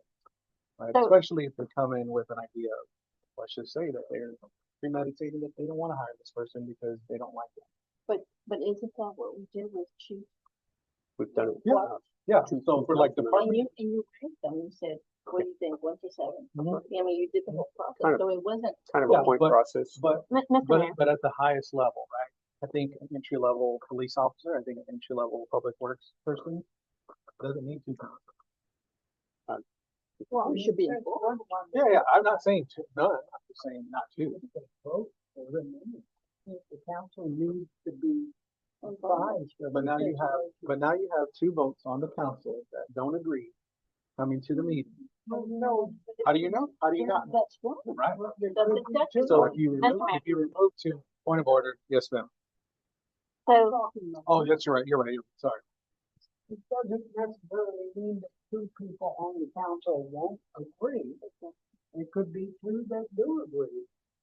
And the whole idea of the council is discussion. So if you're gonna put one person on the council to interview, and you're cutting the other four out. Not always the same one either, though. No, it isn't, but if I had my way, it would be all five, but something. Yes, ma'am. So, Ms. Mayor, I have a different concern with having two people on the council. I think, it should be a minimum of one, but, try and get two. Because the bigger issue is going to be trying to coordinate schedules. because now you're talking about the schedule of the person you're hiring, the supervisor for that position. I don't think it's the director, because if you're hiring for animal control, they fall under the police department. It's not the police department, it's Ashley that's doing that. So the supervisor, the city administrator, and then throw in 2 council members, you're now trying to deconflict the schedule of 5 people. So I think if we say at least 1, but always try and coordinate with 2, I think that would be the better approach. That way we can only go, we have the option to go with only 1 if we're unable to get 2 council members with a free schedule. So then I would recommend that it be amended to say a minimum of 1 and always try to do 2. Right. And just so you, what we've done in the past, I mean, you haven't had an opportunity to sit on an interview panel for the city, but we score the individuals, and we come up with an agreeable score, if you will, and that's normally the highest score is what's recommended. And so I don't think there's disagreement or any conflict with the 2 council members of the opportunity or for them to vote against that individual when it comes to council. I think they'll be more insurance. I'm not worried about that. My concern is deconflicting the schedule. Yeah. But back on my Never have a question about problem again. scoring, I know, is there some criteria by which you're scoring these people? Are there a set of interview questions that are agreed on by the people on the interview panel? What we come, and each how one do you comes up with a score? question. We answer questions that we speak for. The same, well, so what we have done in the past, it's always been, like, I ask the same questions, you ask the same questions, you ask the same questions, whoever it is, right? Like, I think Chief, whether it was Jones or Juarez or whoever it is, I've always asked them the same questions. I think you've always asked your same question. Right. So we agree that Individual things. We have questions that we answer, and then we score based on their answer to those questions. Correct. All right, just Right. wanted So to it's not clarify like that we- we're just not randomly numbering them 1 through 5. no, We and have legitimate questions and scoring based on the questions. right. That's fine, that makes sense. And again, my concern is not whether or not council members are going to agree or not agree. I mean, that's the whole reason why we're voted on here, is because we don't always agree. Mhm. But the bigger concern is we're deconflicting 5 people's schedules now. And for many of us, council is, You really don't have to worry about council members because the majority of us are retired. yeah, some of us still work full time. You're the only one. You're nice to be here. Yeah. You and the mayor are the only work. Really? I don't, yeah. So, okay, well then I won't be on many interview panels. You might. That's my concern. So we always try for 2, but we want to always have a minimum of 1 would be my recommendation. Yeah, and I think there was situations where, like, you couldn't make it, so then I pulled in Yeah. somebody, so. Well, there are times where we can't make it for legitimate reasons, but most of us, I think, are responsible enough to try and be here if we can. So we should be able to always get 2, but I just want to have the option to go with 1 Well, if we're I'd unable to say get go for 2, but minimum 1. a minimum not- of 1. That's what my Not amendment was. minimum 1 and maybe 2. No, always try for 2, but have a minimum of 1 council member on the interview panel is my amendment to that motion. Yes. So, How about the background check? no, it's, Yes, I think it- no. So we're good? So- Do you want to amend the motion? So we have to vote on the amendment first. No one No, seconded it. No one seconded mine. The amendment was to minimum. To say that, we will always try to get 2 council members, but always have a minimum of 1 council member as part of the interview. Committee. So let me ask this question in open. Then what's the point of the administrator? Because if we had a hired administrator, would we still want to use them if they're hired during the fall? Would there still be a need for council members on the board? If On, what? on the hiring panel, If what? if we had an actual administrator? Yeah. Yeah, okay. Oh, bring it You're, in. I think you're misinterpreting the fact that we're not trying to take your responsibility. We want to be able to say, yeah, I was in the interview process. I don't think you were ever not informed, but No, I think want to be in so, the yeah. interview process. I felt uninformed on a couple of things. But another thing you need to remember is all the employees serve at the pleasure of the council. Mhm. So, I mean, ultimately, everyone's sitting up here has the same power or is removing whatever, but it has to be a vote. Yeah. Although You'll always have 3 You people have the that power. work on the interview. you can bring to the council anybody you feel it needs to be removed. Same procedure we've done in the past. I was just asking the question. So it's basically, we created, hiring interview policy. So we need to create one. What's the policy? Was the original motion to create the policy and then my amendment, did no one seconded that? So we're just Right, gonna not go yet. with it. Yes, So what was, it can be just included. Go ahead. okay, so then, so Tom seconded yours, Okay, right, which is then to have a minimum of, try to get to minimum of one. yes, Right. sir. All right, try to get to minimum. Okay. All right, so I have a motion by Alderwoman Madero and a second by Alderman Martino to amend the motion to reflect, try to get 2 city council members in the interview process with a minimum of 1. All those in favor say aye. Aye. All right, so then going back, then the original motion is to develop a hiring procedure. Policy, yeah. So the original motion by Mayor Pro Tem Alvarado and seconded by Alderman Rapino is to develop a employee hiring procedure and interviewing policy as amended by the previous motion. Right? So all of the, that's the motion in the original session. No? All of those in favor say aye. Aye. All those opposed? Yep. All right. Are we down to the last item? All right. Discussion of possible action on approving a cyber liability and data breach response coverage. So this one, we've actually always had this, but now TML, the Municipal League, is going to start charging us annual premium of $1,000 Up to 1850. up to $1,850. I'm looking for it. Depending on what kind of coverage we get. May seem like a lot, but I will say, because I'm on the website pretty frequently, we are constantly being cyber attacked. So I think it's a good idea. I think that should be the motion, but I'm trying to find where I put mine. Oh, What wasn't clear is whether that amount that they quoted as the not to exceed was monthly or annual. I'm hoping 1850 is no, it's an annual. as an Yeah, annual it's fee. Yeah, Okay, So the coverage protects us? I mean, we could fall back on them For if cyber there's a attack. breach? yes. Okay, Like I said, we've had it previously, just now they're charging us for it. okay. well, so I would make a motion then that you as the person authorized to spend our money, work with CML in order to negotiate a cyber liability and data breach response coverage for an amount not to exceed $1,850 and coordinate that negotiation with the city attorney.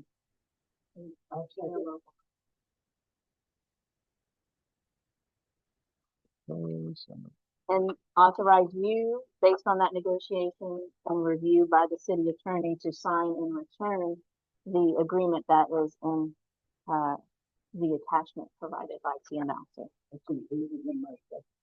Okay. All right, so then the motion by Alderwoman Madero and seconded by Alderman Pino is to negotiate and sign contract. Yep, sorry. So the motion by Alderwoman Madero and seconded by Alderman Rapino is to have the mayor sign and negotiate the contract with a not to exceed 1850, and to also sign the interlocal agreement with TML with the attorney review. with attorney review.